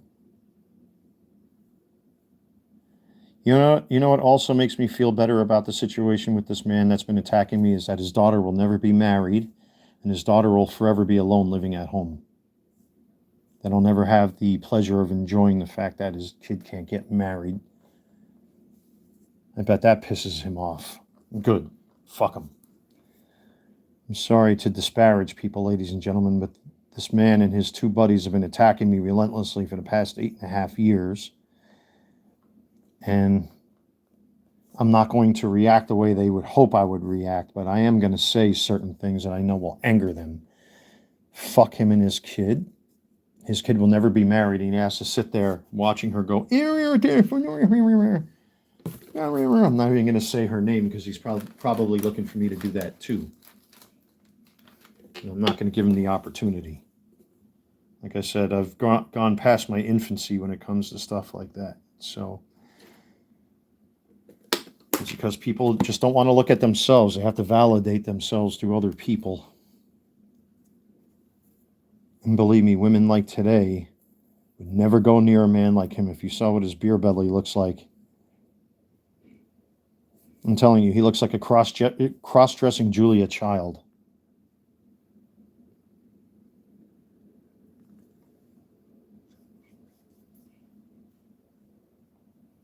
Yeah, he goes and attacks his local, well, past tense politicians where he used to live, with certain politicians having firearms in New York City, but then he hosts grown old white fart men to go shoot guns where he lives.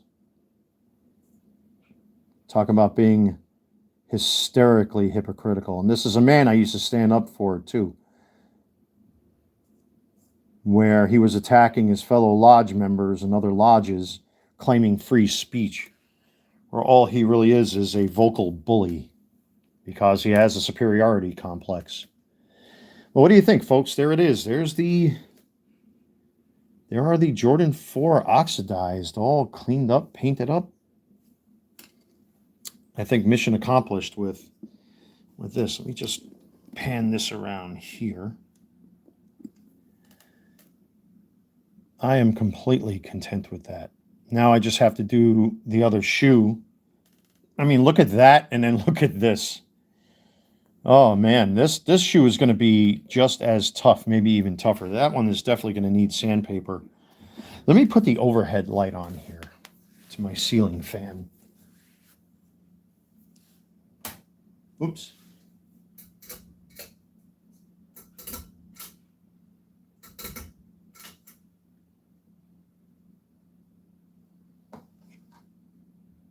Look at the difference. Let me crack the door open here because it is a little warm now. I like that sound. Thank you, everybody who's watching this, who's supporting my eBay store, as I've been making this live stream, Yep, somebody just placed a bid. That's awesome.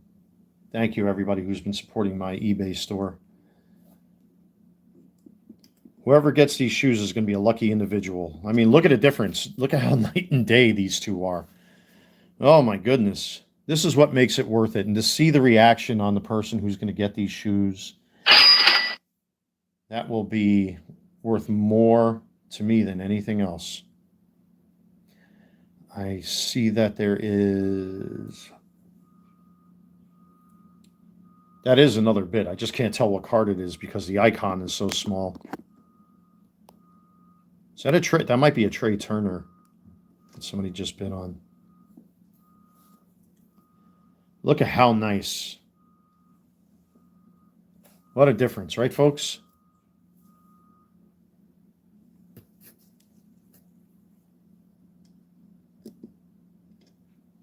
Perfect. Absolutely perfect.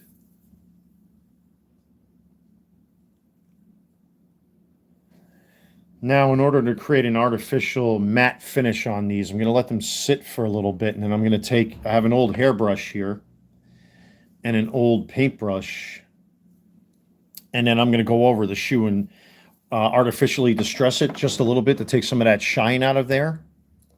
Now, I could put matte finish on this thing, which I do have right here, but I don't know if I'm going to go that route with these. Again,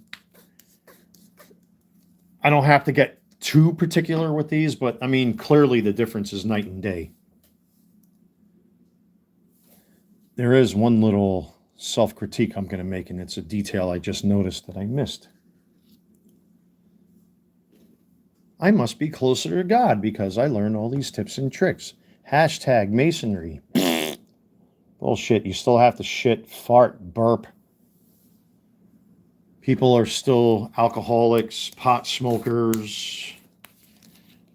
People still pick the corners of their fucking mouths and eyes when they get crust and foam at the corners. We still moan and quiver when we have sex. People's farts smell like a corpse. The fucking nerve of certain people actually believe that there's certain skills must be ordained by God because they figured out a little something because they're savvy. You fucking break. And that's coming from old folks from thousands of years ago who lived in fucking dirt huts wearing robes.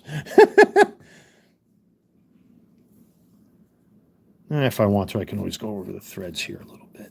Yeah, that's the little Mason secret, that they actually believe that their skills and the things they do are ordained by God or some sort of God, because they don't have an actual image or idea of what God looks like. It could be the South Park God. What is that thing, like a monkey or something like that? Even though they do depict Jesus Christ beat for beat in South Park, maybe God's the South Park monkey. I mean, give me a break. The nerve. At least my accolades were earned by state, city, and local entities and politicians, not by some old fart drunk that's in a wheelchair and walking around with a cane or a walker.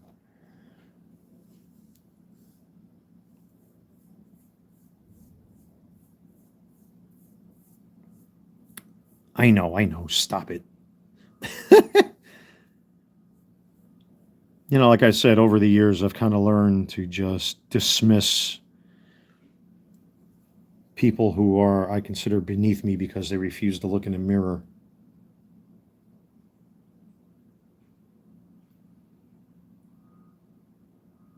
Yeah, okay. That looks better. There was just there was a bit of thinning with the paint right there I really didn't like.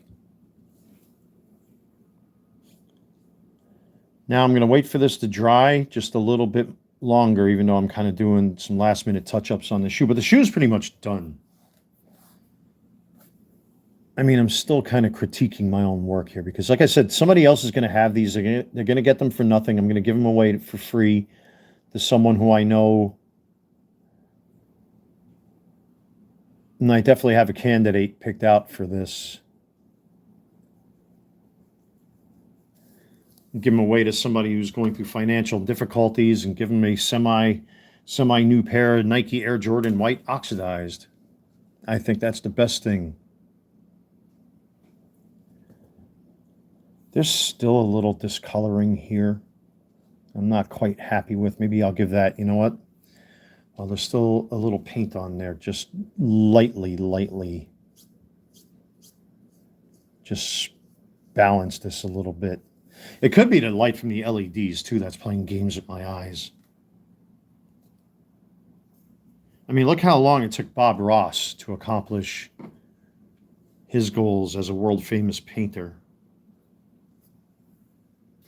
I mean, I'm not trying to here or anything like that. Like I said, this is going to go to somebody who can really use a good pair of shoes.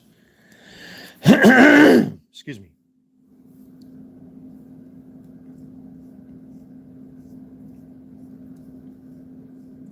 Yeah, I stuff money in an envelope. Look at how great I am. But I won't take my clothes out of a closet and go to a soup kitchen or drive up to a homeless person in the street and give them my shirt literally off my back like I've done. And I still do off camera because there's no reason to brag.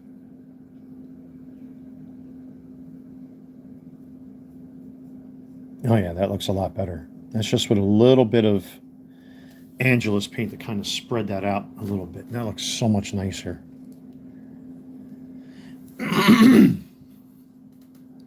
I still like to get in here a little bit, but again, I'm just like, excuse me. I'm just critiquing my own work here. But yeah, that looks a lot better. That looks so much better.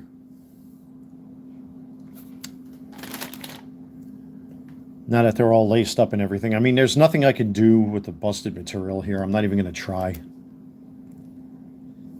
But it looks good. It looks good. Where is the cup? Oh, okay. That's the garbage cup because I don't want to get paint inside my garbage can here next to my desk. And I know there's silicone on this, so we'll slide this over to get it into a better camera view for all of you. Then we compare that to the other shoe. I'll take a look at that, and you look at that. What a difference, huh, folks? And look at how like this shoe shines in that LED white light. I mean, we can actually do a fairer or a better comparison. Fairer. There's a better comparison of the toe boxes. Look at the two toe boxes. I'm definitely going to have to sand all this out. There's no saving this. I might have to sand over here. Even the netting, you can see how much brighter the netting is just with a nice wash with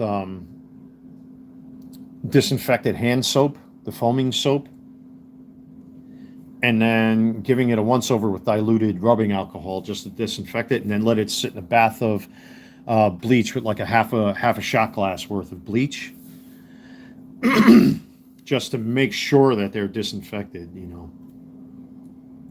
But not bad for a pair of dumpster shoes, right? They look new. They look brand new. I mean, there's still little things. I mean, you know, here you got a little lint on the shoelace. But again, they look presentable, and that's what I care about. I could get a little paint on there if I wanted to, but I'm just criticizing myself here a little bit. Because I have to assume if I notice things like that, somebody else is going to notice. So you know what I'll do? I'll take one of these old Q-tips here. Yeah, again, I'm not looking for absolute dead stock perfection. I want them to be functional. I want the person, whoever I'm going to donate these to be happy that they got a decent pair of shoes, that some love and TLC was put behind cleaning these up, because unfortunately, you know, there are people out there that just take things and throw them away. I'm not saying you have to be a dumpster diver or anything like that, but, you know, in the past, I found like seats and bar stools and tables and all that stuff.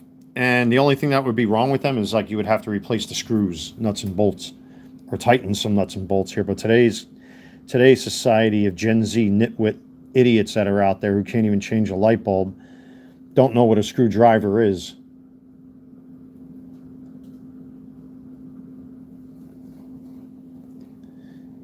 Maybe you're somebody's kid who you have to wipe her ass and put on a diaper because she may defecate herself because of too much alcoholism throughout your life.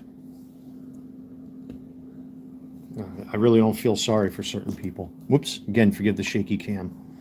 I'm so used to moving freely. Like this new gooseneck thing I got for my YouTube channel here to record this stuff is like, I'm still getting used to it.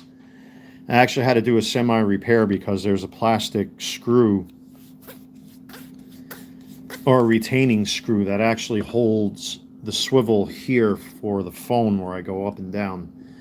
That's stripped out. So I learned an old trick by putting some crazy glue on the threads and letting it sit for 48 hours. Excuse me, you can actually take that piece of plastic and re-thread it again. That trick with crazy glue works on Transformers toys too. What time is it here? Wow. Wow. Owen Wilson. Wow. I've been on here for an hour and a half. Wow. Now, again, I'm going to let this shoe sit and let that paint settle for a while. And I'm going to take an old hairbrush and distress it just a little bit to give it some patina. But as you can clearly see, look at the difference between the two shoes. I must be closer to God because I learned how to clean and repaint shoes. The arrogance. Can you imagine? Oh, human nature never ceases to amaze me.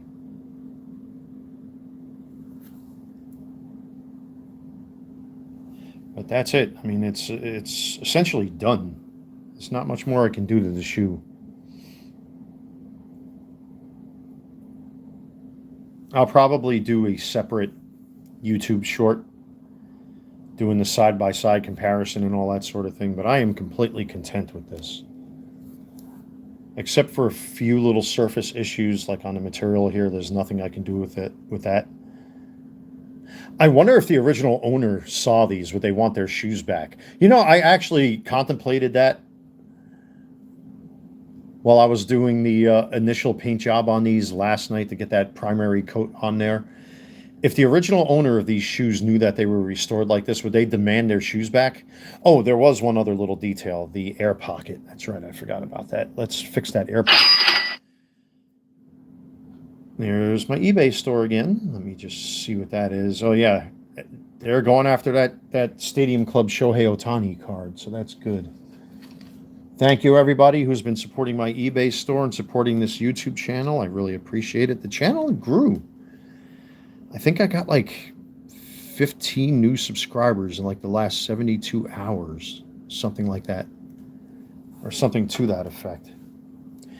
Now, I don't know if you all seen this. I'm taking a little bit of silicone right here, or clear silicone grease, and just liberally applying it to the air pocket because the air pocket will eventually turn yellow over time. All Air Jordan air pockets do, or air units to be very specific with the terminology, and I'm just kind of liberally applying it. I'm going to let it sit on here for a little bit actually, because I want that silicone to really be absorbed by the material. Yeah, don't put this on leather or anything like that. It's only good for plastics and rubbers and what have you. So let that sit on there, and then I'll go over it with a clean Q-tip. But again, the shoe's done. There's really nothing else I can do with this shoe. And you can see the difference. There's going to be a little bit of separation here on the toe cap and the lower sole of the shoe. As you walk, this is going to crack anyway. I mean, okay, I'm looking at it. I'm talking about it. I got to fill it in. It's just one of those things that like really like makes you, better at this. Now, I don't have the skill to do a sole swap. I don't have a heat gun or anything like that. I do have a pair of Jordan 11 Concords from a few years ago that could use some barred cement, but I don't have the skill or a heat gun to attempt it, to at least glue them down. And just take the Q-tip and just liberally wipe that away and then let that dry. I mean, just every little step you make on these is going to make the shoes look more and more like they just came out of the box, like they're dead stocked, which is the terminology.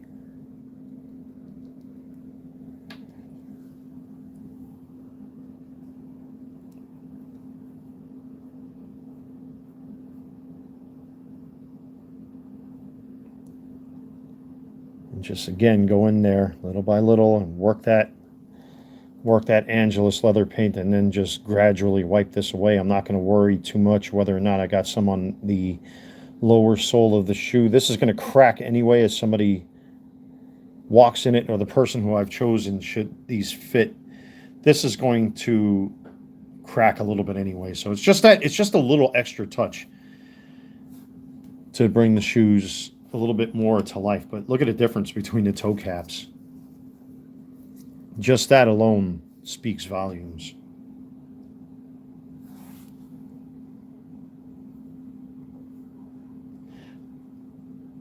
I cannot wait for the person who I donate these shoes to see these.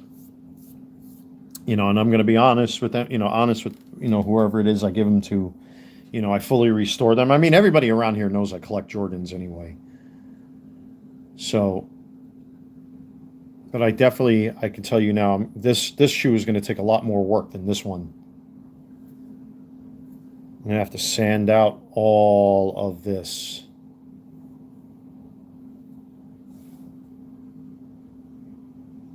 And I'm going to have to let this sit in bleach water again with about a shot glass worth of water and bleach to take out some of that blackening that's gone on. There's still some surface grime and dirt on there. That's why I got the cardboard on my desk here. I'm going to have to shampoo out the Jumpman. I may take some diluted bleach and go over this a little bit, but it's just me nitpicking. But I consider that done.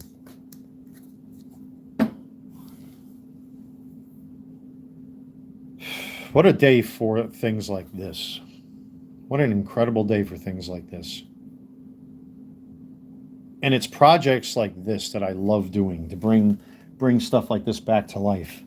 There are a lot of people that do that. Again, I'm not a dumpster diver or anything like that. It's just, they just happen to be sitting on top of a freaking bag of garbage in a dumpster, and I'm like, oh man, you got to be kidding me. And I took one look at them, and I'm like, there's got to be something I can do for these shoes to restore them. And again, I'm wondering, if the person who threw these out, if they saw these shoes, would they demand them back? Hey man, those are my shoes. What the hell, man? Hey, those are my shoes. I'm like, well, you threw them out. Finders keepers. But I'm happy with that. Very happy with that. Now, I know a lot of the young folks out there, they don't like to lace up their shoes, so we got to do this gangster, gangster style, yo.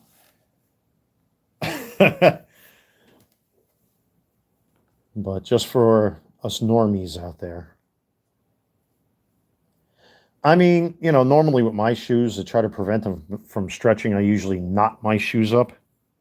But over time, the shoes do naturally stretch anyway, so then I do put them in in knots like this. But that's it. Finished. Completely done. As far as the right shoe is concerned. I just want to wait a little bit more, and then I'm going to naturally distress them with old horsehair brush and a toothbrush. I kind of want to get in here into the seam to see if I can make it match this right here as far as the leather is concerned. But man, talking about a night and day difference. And it'll take some of that gloss out of the paint. I could do the matte finish, but we'll see. We'll see what happens with this next step.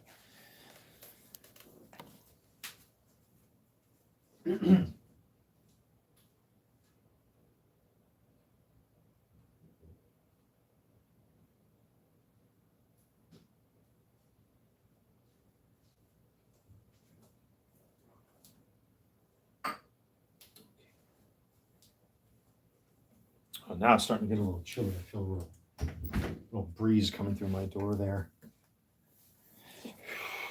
Alexa, what's the current temperature? Right now, it's 52 degrees Fahrenheit. That's still not too bad. I mean, you know, I didn't want to get dressed up all fancy and all that because I knew I was working with paint. So I got on some old gym shorts and an old shirt and all that stuff.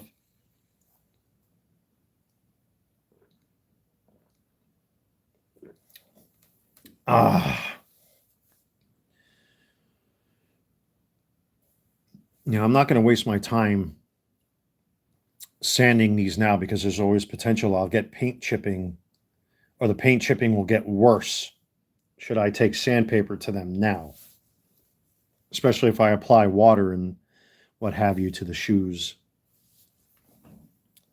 So what I am going to do is this. Just get that shoe out of here. I think these have sat for long enough. Now it's just to artificially melt these with an old horsehair brush.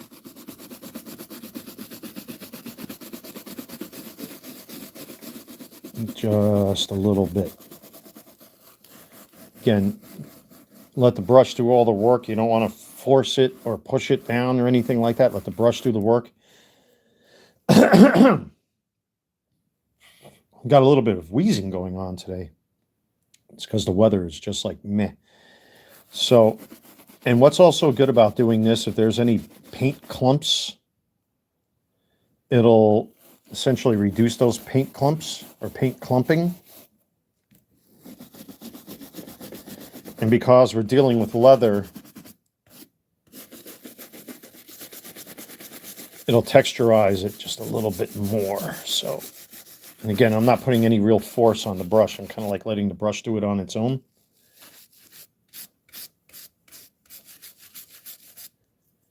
I mean, that came out really, really nice. I'm pleased by that. That's where there was a real deep scratch.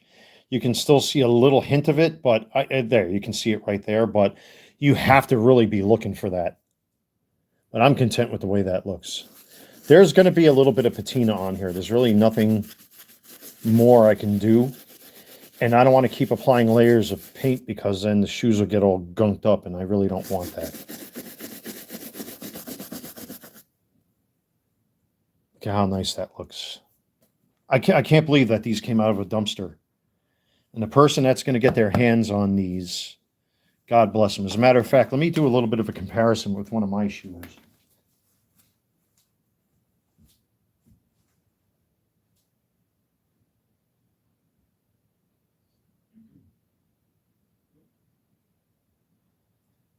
Now these are my Air Jordan 2025 dead stocks. I haven't really wore these yet. But you look at, now, mind you, the 2025s have a more matte finish to them. See, this is the look I would like to achieve on there. With the rough leather. But again, that's just me nitpicking. I'm really not going to bother. There's really no point. Now, if I really wanted to be that guy, which I know I am, there's another little trick that you can use if you want to artificially matte your shoes. You get yourself one of these bristle brushes here. And you get yourself a screw gun, like so. And then it's going to be a little wonky because I got the camera stand here, and then you just kind of don't push. You don't want to push, just like little by little, very lightly and very slowly.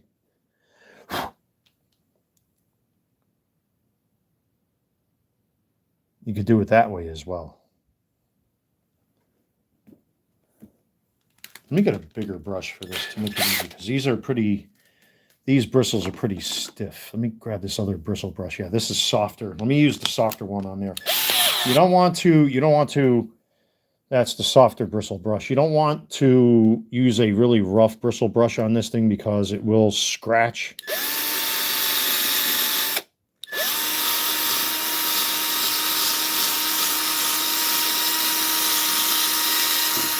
Whoops. Let me do this off camera. It's just hard with this damn gooseneck in my face. If you're wondering what I'm talking about, so I bought this over at one of the electronics stores here in North Carolina and modified it slightly, especially over here. This stripped out, and that's what holds this in place. And that's where you're always seeing me swivel, swivel, swivel. This actually came from a separate component that I adapted to this whole mechanism here. I had to take all this apart and adapt it because there was a piece of rod that was in there, and you can see there's threads here because I wanted to lock this down so it doesn't move, so there's a hex nut in there. I wonder if that brings me closer to God because I did that. God's warrior, secret handshakes, two-ball cane. God.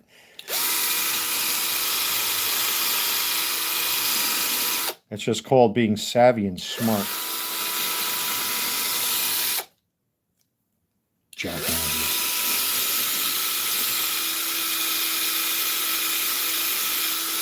It's a real shame because there's some real nice guys I met. Really, really nice guys. But you got that one or two that lets it go to their fucking head and they think they're fucking... They think their dick pisses fucking gold instead of urine. It's like ridiculous.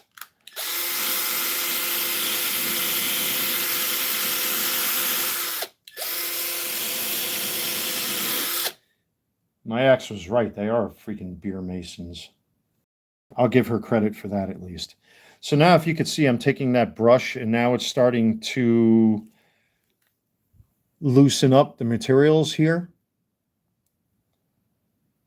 which is something I kind of wanted to begin with. I can actually get in there with a blade or something like that if I really wanted to be very particular. But again, I just want to put a little bit of an artificial patina on there so that this way there aren't any clumps of paint or anything like that. And you can see already how all of that clumped up paint pretty much is gone, which is good. And if I really want to, really want to be anal retentive here, get an old toothbrush and you could do the same thing by hand.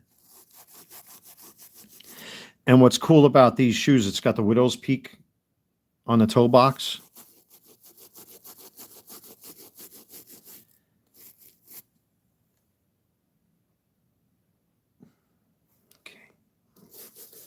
It's just those little details that really bring these shoes to life. And I love doing stuff like this. It just, you know, people today are not mechanically inclined in any way, shape, or form. Where, like, I remember where I used to live here in North Carolina, I had a lot of them spoiled brat UNC pieces of crap who couldn't even change a light bulb if they tried, or knew how to work the kitchen faucet to wash dishes. They would always throw out expensive tables and chairs. I actually had myself a couple bar stools and a table that I kept. Well, the ones I have now, I bought off of Amazon a long time ago. But, you know, whatever stuff I did find, all it took was to tighten up a couple screws and a little bit of paint and things like that. And, oh yeah, that looks so much better already. You can tell already, compared to the way it was just a little while ago, that that material's loosened up real nice, which is kind of what you want. If you want them to look like factory shoes. I mean, I can go even further than this if I wanted to. I mean, there's the sky's the limit what you can do with this stuff. But you kind of want it to be just a little looser to create the illusion that these just came out of a box.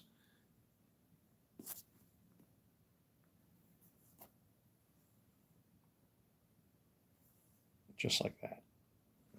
there's really not much more I can do with these. I mean, yeah, you can smell the bleach and the soap and everything else in there. My God. And there you have it.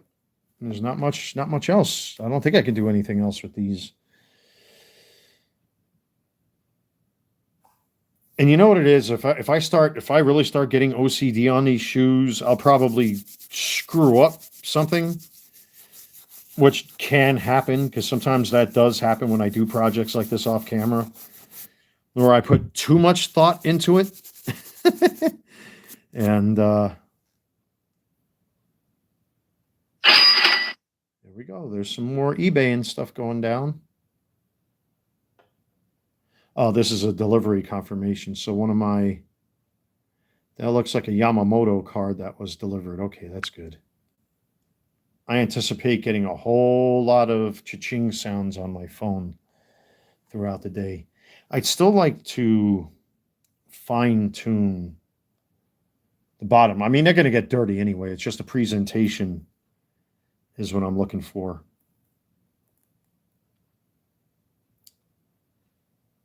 Should I or shouldn't I? I mean, I'm looking at it, right? Oh me.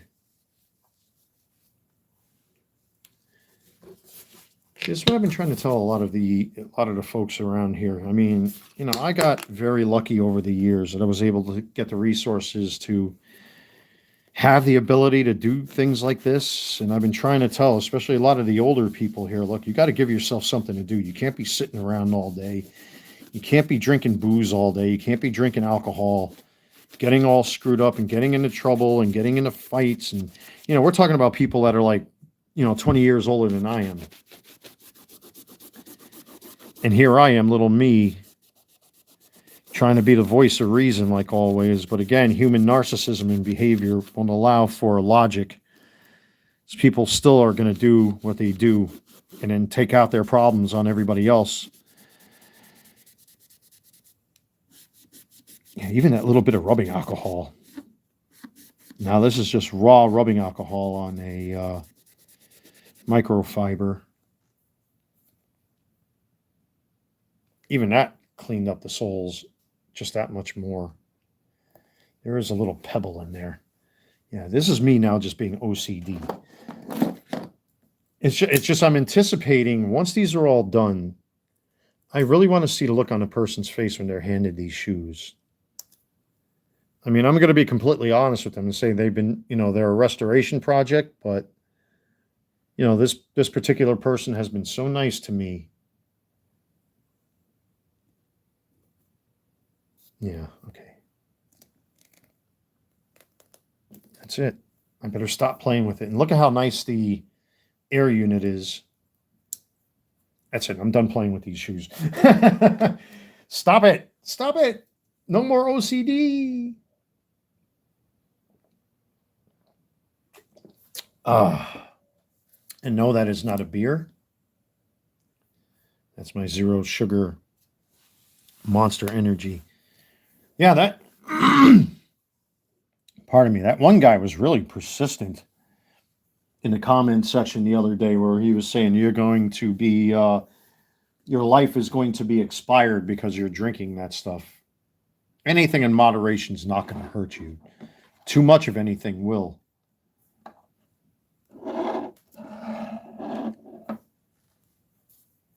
I can't believe that that's the same sneaker I pull out of a dumpster, like literally, like holy crap. I mean, this is not me tooting my own horn or anything like that, but see, there's a little paint right there on the wing.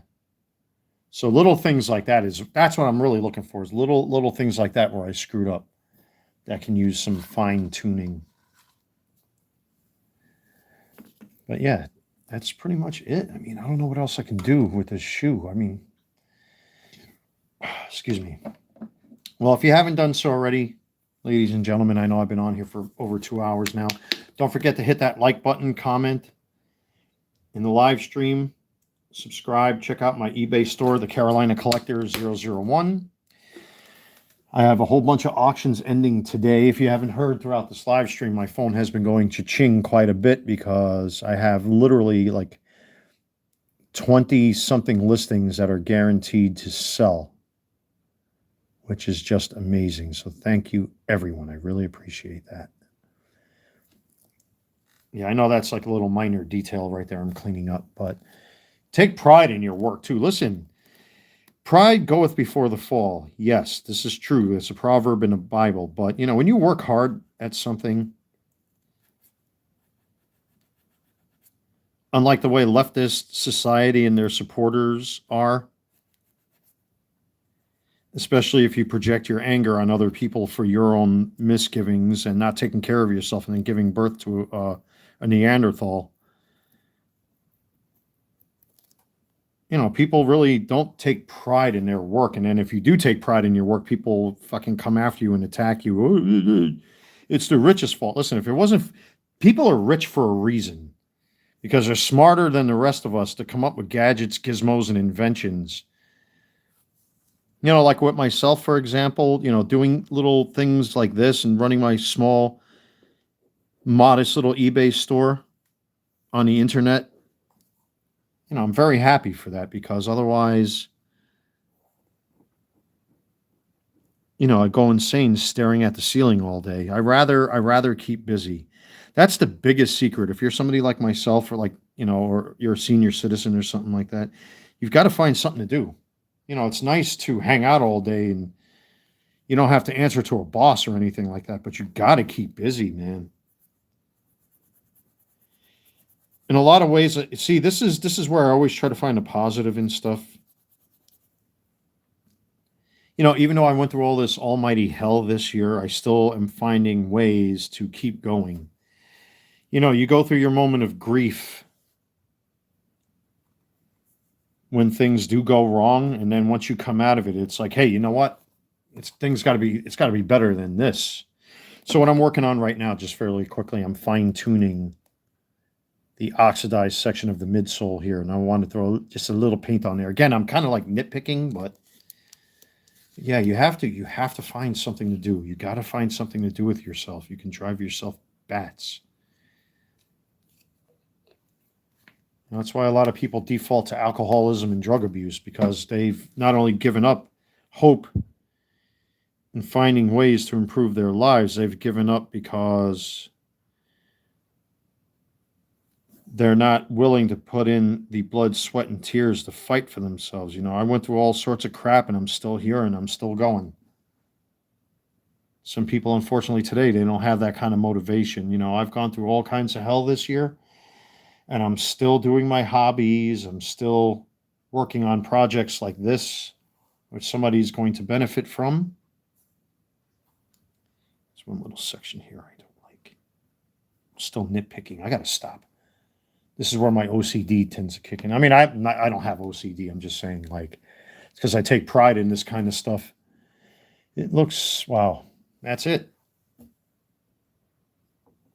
Brand new, revitalized, and semi-restored pair of Nike Air Jordan 4 white oxidized that I found in a dumpster.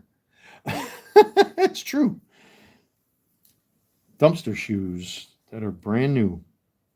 I could see that they ripped the tag out of these shoes. Yeah, whoever owned these before, they clearly ripped the tag out. There should be a tag on the side of the shoe, on the inside of the shoe, but they clearly tore it out and removed it from the side of the shoe. So had to get in there with methylene chloride and clean up all that too. But yeah, that's it. That's the after. Let's look at the before. Like Patriot Prime would say, we're going to look at Optimus Prime with our Toy Hack stickers before. And here he is with all his stickers from Toy Hacks, and he looks so much better. Love Patriot Prime. He's a cool content creator. Yeah, there's the before and after, ladies and gentlemen. So that's done. There's nothing else to do with that shoe. Off camera, I'll do a little fine tuning and stuff. I may even take this guy and just scratch out some of the paint that's on the seam right here just to expose some of that leather, but it's not really a necessity. The goal is to make sure that they could be wearable. So let me adjust my camera. Look at the difference. I hate when people do things like this where it just takes time, man. It takes time. Put some love behind this stuff, man. You know, you got a lot of people out there that don't have clothes and shoes and food in their mouths and things like that. And, you know, to me, I found this to be a waste of money to toss these. These definitely now have a second life. There's the soles are not compromised in any way. The air pockets aren't compromised. They just needed a good cleaning and some love. And there you have it. Brand new, practically.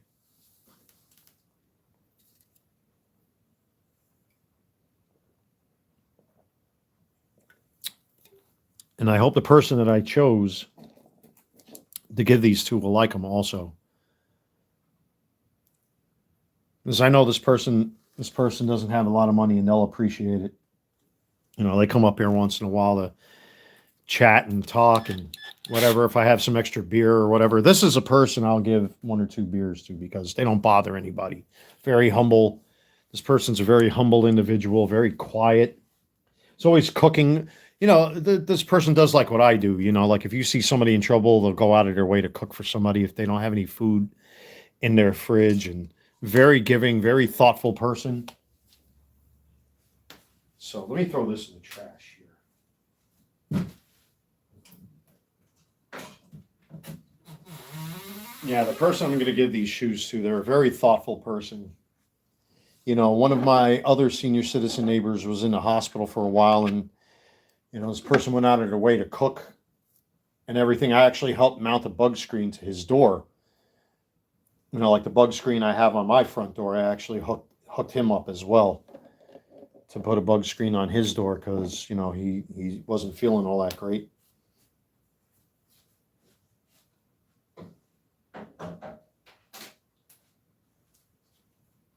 You know, and especially with everything that's happened these days, I'm refocusing my energy on good people and trying to avoid the riffraff.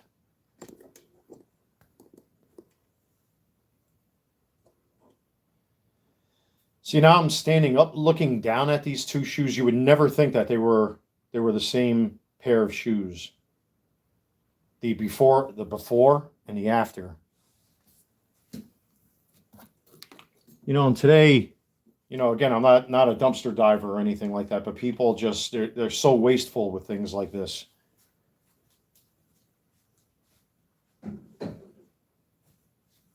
You know, I even have conversations with the maintenance staff sometimes, or like somebody actually filed a. This is fairly recent. I think this is when the head of maintenance came here because my downstairs neighbor is constantly complaining about water coming into her apartment, and it's not for me. It's just it's condensation from the air conditioning over the course of the summer. So, you know, one day he came up here and he's like, "Yeah, I get requests for repairs in the apartment, and it's to change a light bulb." I couldn't believe that there are people that can't change light bulbs. And it's such a basic menial thing to change a light bulb. How do you not know how to change a light bulb? And we're talking somebody that's about half my age in their 20s or something like that. I can understand if it's a senior citizen and they have problems moving about and all that kind of stuff, or maybe they are like truly and severely disabled, they get a pass for my criticism. But man, if you're a 20-something and you can't change a light bulb, jeez. I still find that hard to believe. I really find that hard to believe.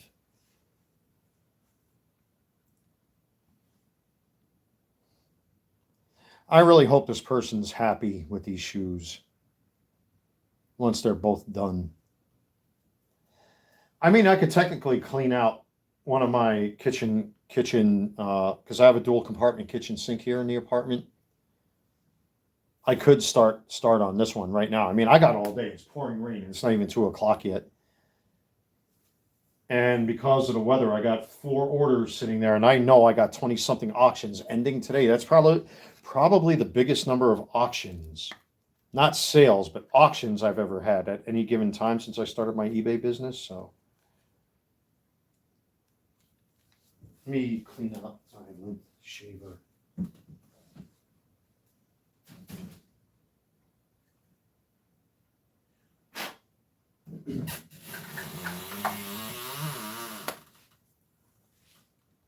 Okay.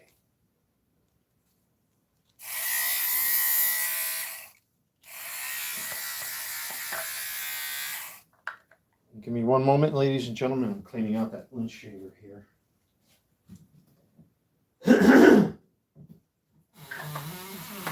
And just like with any rechargeable device, use it until it dies and then charge it, because batteries do have a memory. Like even the LEDs I'm using for, my photographs and my sports cards for eBay and even for this live stream, just let them die out and then charge them. Because if you constantly charge them, whatever chemical reaction goes on with the batteries themselves will actually reduce their life.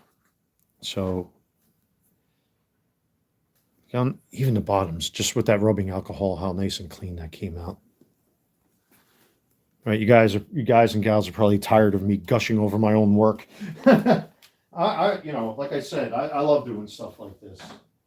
It's honest, and somebody who is less fortunate than me will benefit from this. I just want to give this shoe one more good. You know what? Let me do this over the cardboard here, because I don't want any of the brush fibers to get on my carpet. I just vacuumed yesterday too, as a matter of fact. I'm kind of happy I steam cleaned my carpet the other day. I don't have to worry about that until possibly after the holidays, depending on how the foot traffic is around here.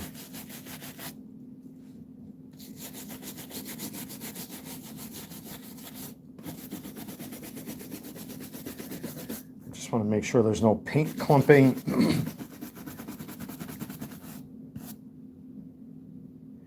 And that loosened up them threads just a little bit more right there too, which is nice. So it looks more natural.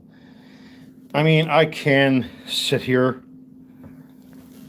with a safety pin or a thumbnail and just go into them threads and loosen all that up, but that's like being overly ridiculous.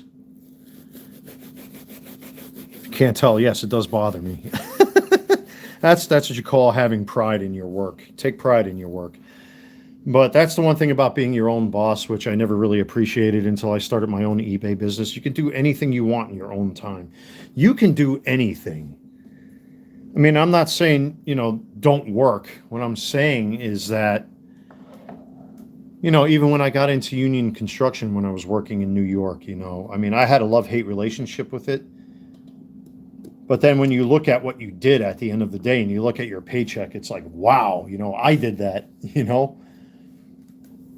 So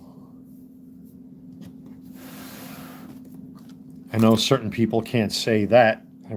That's my ID card from working over at the new Yankee Stadium when I was working in New York. I actually have a little piece of the pie from working at Yankee Stadium. Not everybody gets to do that. I did. Very proud of that. Doesn't mean you have to rub it in people's faces. Just means that, very happy about that. But if you're just joining, don't forget to subscribe. Hit that like button. Check out my eBay store, the Carolina Collector 001. The link is in the description box of every video and short that I upload here on YouTube. The link should be in the live, in the comments section. And to catch anybody up who's just joining, I gave these the final repaint. Put the midsole, or put the inner sole back into the shoes. And they look like they're brand new. Don't forget, I found these in a dumpster if you've been watching the channel. And here's the before and after. So we got the right shoe versus the left shoe, and you can see Let me move the camera up here a little bit. You can see the differences in the toe box and the dirt and filth between the two shoes.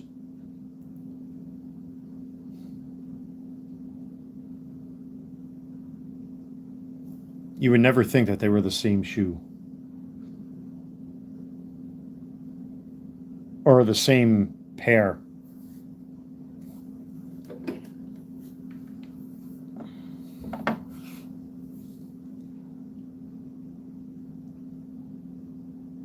I couldn't be any more content with that. And whoever is going to get these, I'm not going to sell these. I'm going to give them away for free. Give them to somebody that doesn't have a lot of money or who's less fortunate than I am. Pop That Snapple says, those look amazing. Thank you, my friend. I really appreciate it.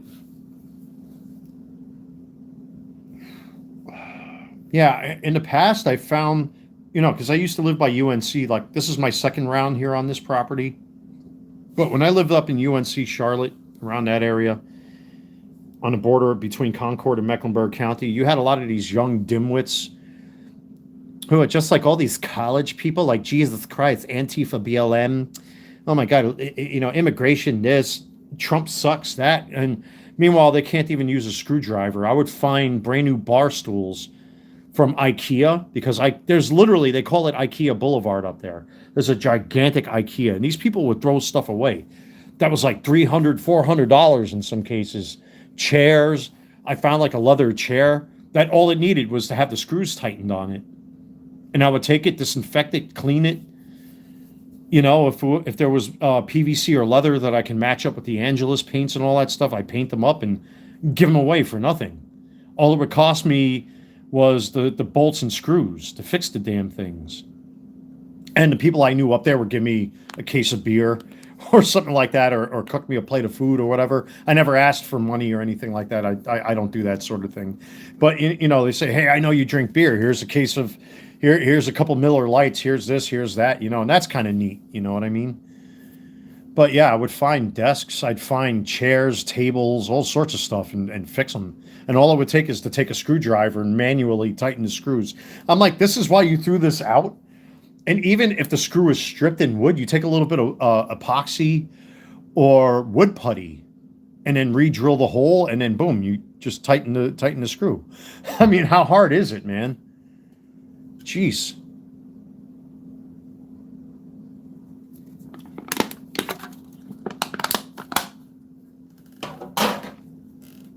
Let's do the side-by-sides here. I'm starting to get hungry. I got to get myself some chow here. I didn't have breakfast today. But you can see the difference between the two right on the side of the shoe. How awful. This left shoe really is. This is the worst of the two. And you can see where that paint is on there, on the oxidized part.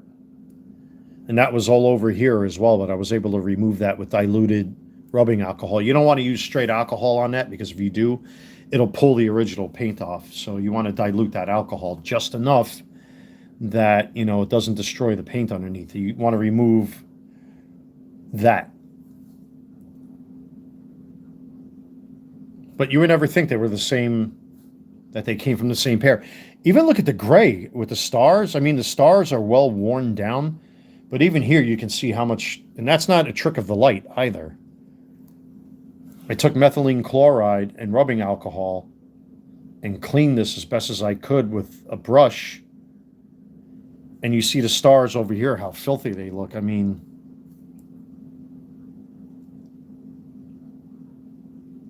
well, hopefully, like I said, the candidate that I've chose for these, I hope that they're happy with the shoe once I get them both restored.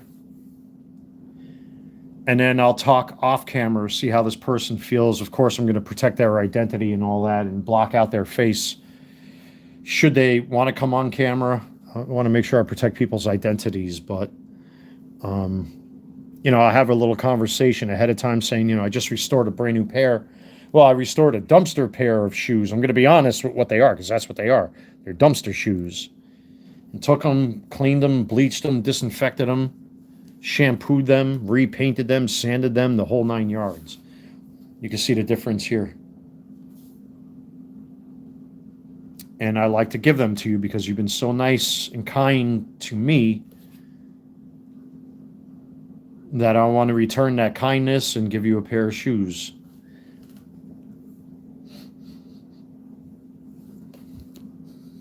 They smell like brand new shoes. That's the crazy part. I don't know if any of you are sneakerheads watching this, but like if you ever open up a new pair of sneakers, it has that new sneaker smell. That's exactly what this smells like. God. I'm not kidding. I'm actually doing this. You know what? Let me flip the camera around here quickly. I'm really doing this. It's no joke. How's it going, everybody? As Guga Foods would say, I mean, they smell like brand new shoes. Like they just came out of the box. You know who does that? Wear Testers does that. If you ever watched Wear Testers here on YouTube, he's always reviewing brand new sneaker drops and all that sort of thing. And he'll grab them, and the first thing he does is he huffs the shoe. He goes, and all that kind of stuff. But I mean, literally, they were sitting in bleach water for a while. I wanted to make sure that bleach did its job and really, really disinfected these shoes. But what a waste. What a waste. Well, now they have a second chance at life. And then you got this creature. God, what a difference. It just takes time, folks. It takes time to like do this stuff. I'd still like to find a way to figure out how to get the foam, because what happens is over time, like this has happened with my shoes as well, where especially here on the Achilles, and I the way I found these shoes, it's like the way I have my shoes set up where I could just slip my feet into them without having to tie the laces. I think that's what this person did, because the foam should be way up here. Instead, it's down here. So I guess that's from the constant pushing of the foam into the sneaker when it's being just, worn on feet. I never even tried to compare this to like one of my own shoes. I don't even know if these are the same size. Actually, they're not that far off. These must be like a 12 and a half because there's no tag on the inside.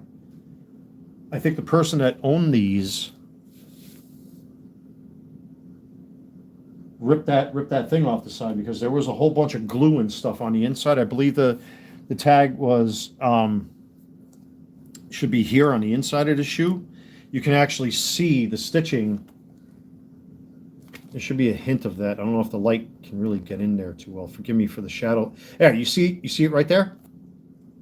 In that spot right there, they literally peeled the sizing sticker off. And there was some residual glue. I had to get in there with methylene chloride to get that off. I don't know why they did that. I have no idea. I want to see if these fit me. They're very close to my size shoe. They fit. I mean, well, they're definitely like a size 12 and a half or something like that. I mean, they just fit. So there they are on feet, I guess you can say. Yeah, these are a size 12, I can tell you right now. My toes are right up against the leather. I wear a size 13. But if you want to see what they look like on feet, I mean, let me, there you go. I mean, I'm not wearing socks or anything like that. Let me drop my camera down here just a little bit. I'm shocked. I didn't think these would fit. I really didn't think these would fit. Yeah, they're definitely like a size 12. They look brand new. That's the scary part. Now that I have them on my feet. And this should fit the person I plan on giving them to. Yeah, they're very tight on my feet. Yeah, these are a size 12. I can tell right away. Let me, I really don't want to step on any of my dining room chairs with sneakers. But I think you ladies and gentlemen get the idea. Let me lower this as low as I can get it on my desk. But yeah, there they are on feet. They do fit, but they are a tight fit. As far as length is concerned, they're definitely a size 12.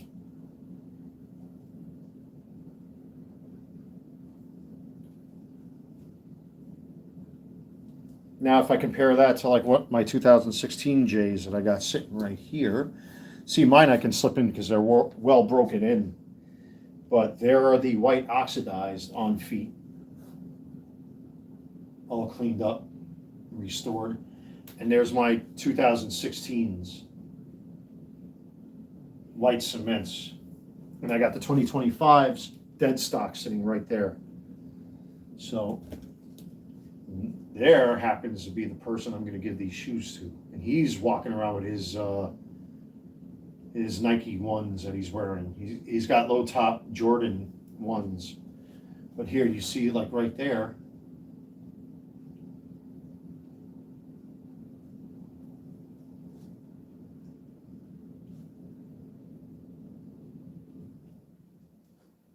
who would have thought, right, folks? It just takes time. It takes time. It's such a waste. Such a waste. What a waste. Yeah, they're definitely tight. Oh my God, I could never wear these. I mean, if they fit me, I would have probably initially would have kept these, but you know, like I said, I'll give these away to somebody. I have an idea, and I just saw the person outside riding around with their bike, you know, wearing a raincoat out there. But they smell so clean. They literally smell brand new. They smell like they just came out of a shoebox.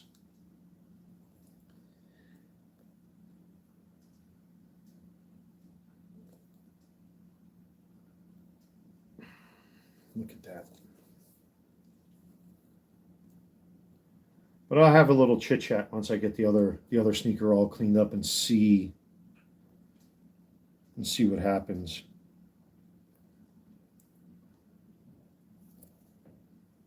But yeah, I wasn't expecting these to actually fit me. Oh, we got going here now. Another alert from eBay? Yes, it is. That's the one thing about eBay's app now is that, especially if you're a sports card seller on eBay like I am, that it's constantly alerting you to people that are doing breaks on eBay. And I've noticed now that a lot of places like Walmart are doing breaks of sports cards and things like that. So it's just irritating, you know. Let me see if I can, let's get the camera right there and you can really, really see. There they are on feet. They just barely fit me. Like my toes are literally right here on the toe box. Yeah, I would never be able to wear these myself. They'd be too tight and I'd hurt my feet.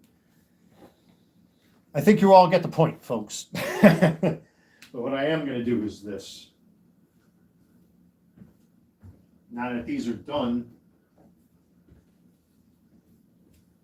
you know, I mean, they're all bleached out and everything like that. So I wouldn't wear them if I didn't do it myself, because I know how I am. Not that I'm a germaphobe or anything like that, but you know, I'm very meticulous when it comes to things. I want to give this one more good shot with the Lysol, and then let them sit for another day or so. And that's just an extra added guarantee, you know, even though they were sitting in bleach. And I'm noticing there's little fibers up there.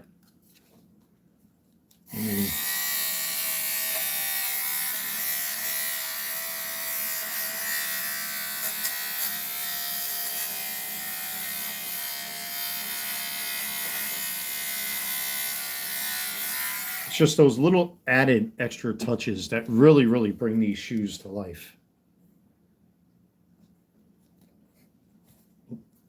Got a little Lysol there on the back that may hurt the paint a little bit. Let me clean that up quickly.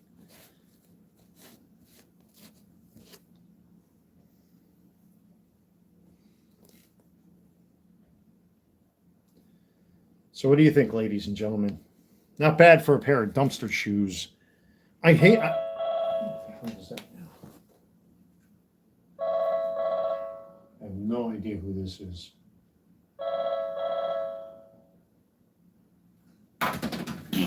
Anyway, I got to get me a new caller ID box. My old one broke when I pulled my TV out, because now we have what do you call that, Zumo or something on the property. I was like the only one that was able to figure it out myself. And then once we started getting into conversations about it here on the property, I had like 7 or 8 different people like, what do I do? What do I do? What do I do? What do I do?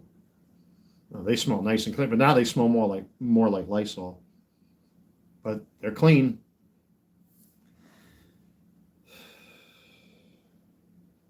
Wow, even over here. Jeez. You can see it here on the tongue as well. I might want to clean these up just a little bit more as far as the tongue is concerned. But then again, that's just my OCD kicking in. Not like diagnosed OCD. It's just, I take pride in this kind of stuff. And you see it right there.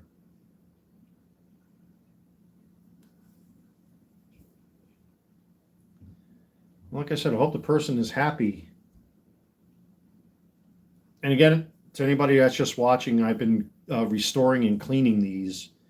And I just finished a repaint and relaced the right shoe, which I'm still... Where's that little pair of scissors? Did I put them away already? Let's see here. Oh, they're right here. Okay. Yeah, so I found these in our neighborhood dumpster, sitting on top of a pile of garbage. And being a Jordan, head or sneakerhead, I guess you want to say. I mean, I'm not a traditional sneakerhead or anything by any means. But I'm like, why would you throw these out? Let me see if I can restore them, because there's no holes on the bottom. They are worn down a little bit, but let me see if I can bring these back to life. And I think I've accomplished that. You can see the widow's peak clearly on there. At least now that I took the brush with the screw gun. Again, forgive the changing in a light because of the LEDs I use, but I love stuff like this. Well, I hope the person is happy with these. Once I get them all cleaned up, I would still like to get some of that out of there, but I'm not going to bother. They're going to be worn anyway. So let me wash my hands, because my hands smell like Lysol. But let me wash my hands and put this stuff in antibacterial soap here and all that good stuff. Like I said, I'm very meticulous when it comes to things. So, give me one moment, ladies and gentlemen.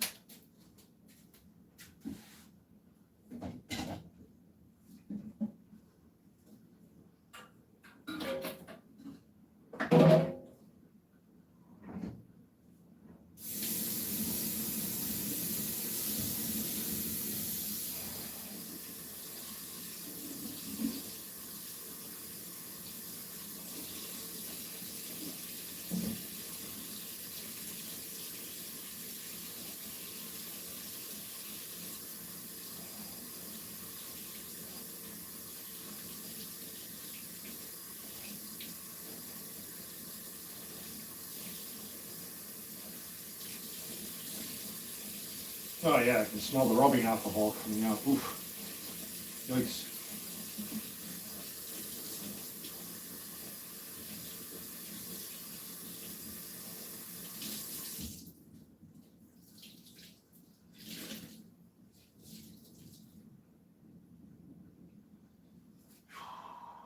And I gotta do dishes later. I'll throw them into the dishwasher when I cook.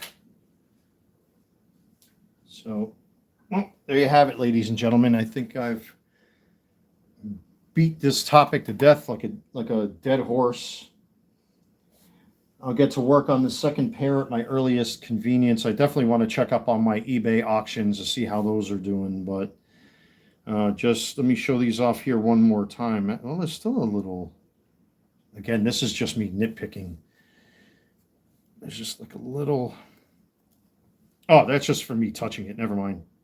I take that back. But there you have it, ladies and gentlemen. One of the 2 pairs of dumpster Jordans that I found. All it takes is a little time and love. And if you're into sneakers like I am, to me, there are a lot of people in this world that don't have a lot. I myself went through all sorts of crazy hard times. Many of you have been watching the channel. You've seen the nonsense I've gone through. You learn how to appreciate things a lot more. And once I get the other sneaker cleaned up, we'll take a look at both of them. I will be uploading a YouTube short later on today. I really want to focus on my eBay stuff. But that's it.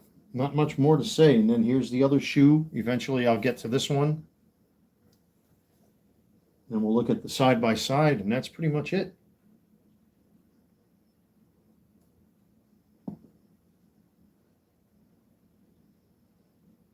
You can see the rubber too on the lower sole compared to, like, that is just awful. Look at how nice and bright that this shoe is. So bright. It's so clean and so bright. This one is really banged up, and so there you have it, folks.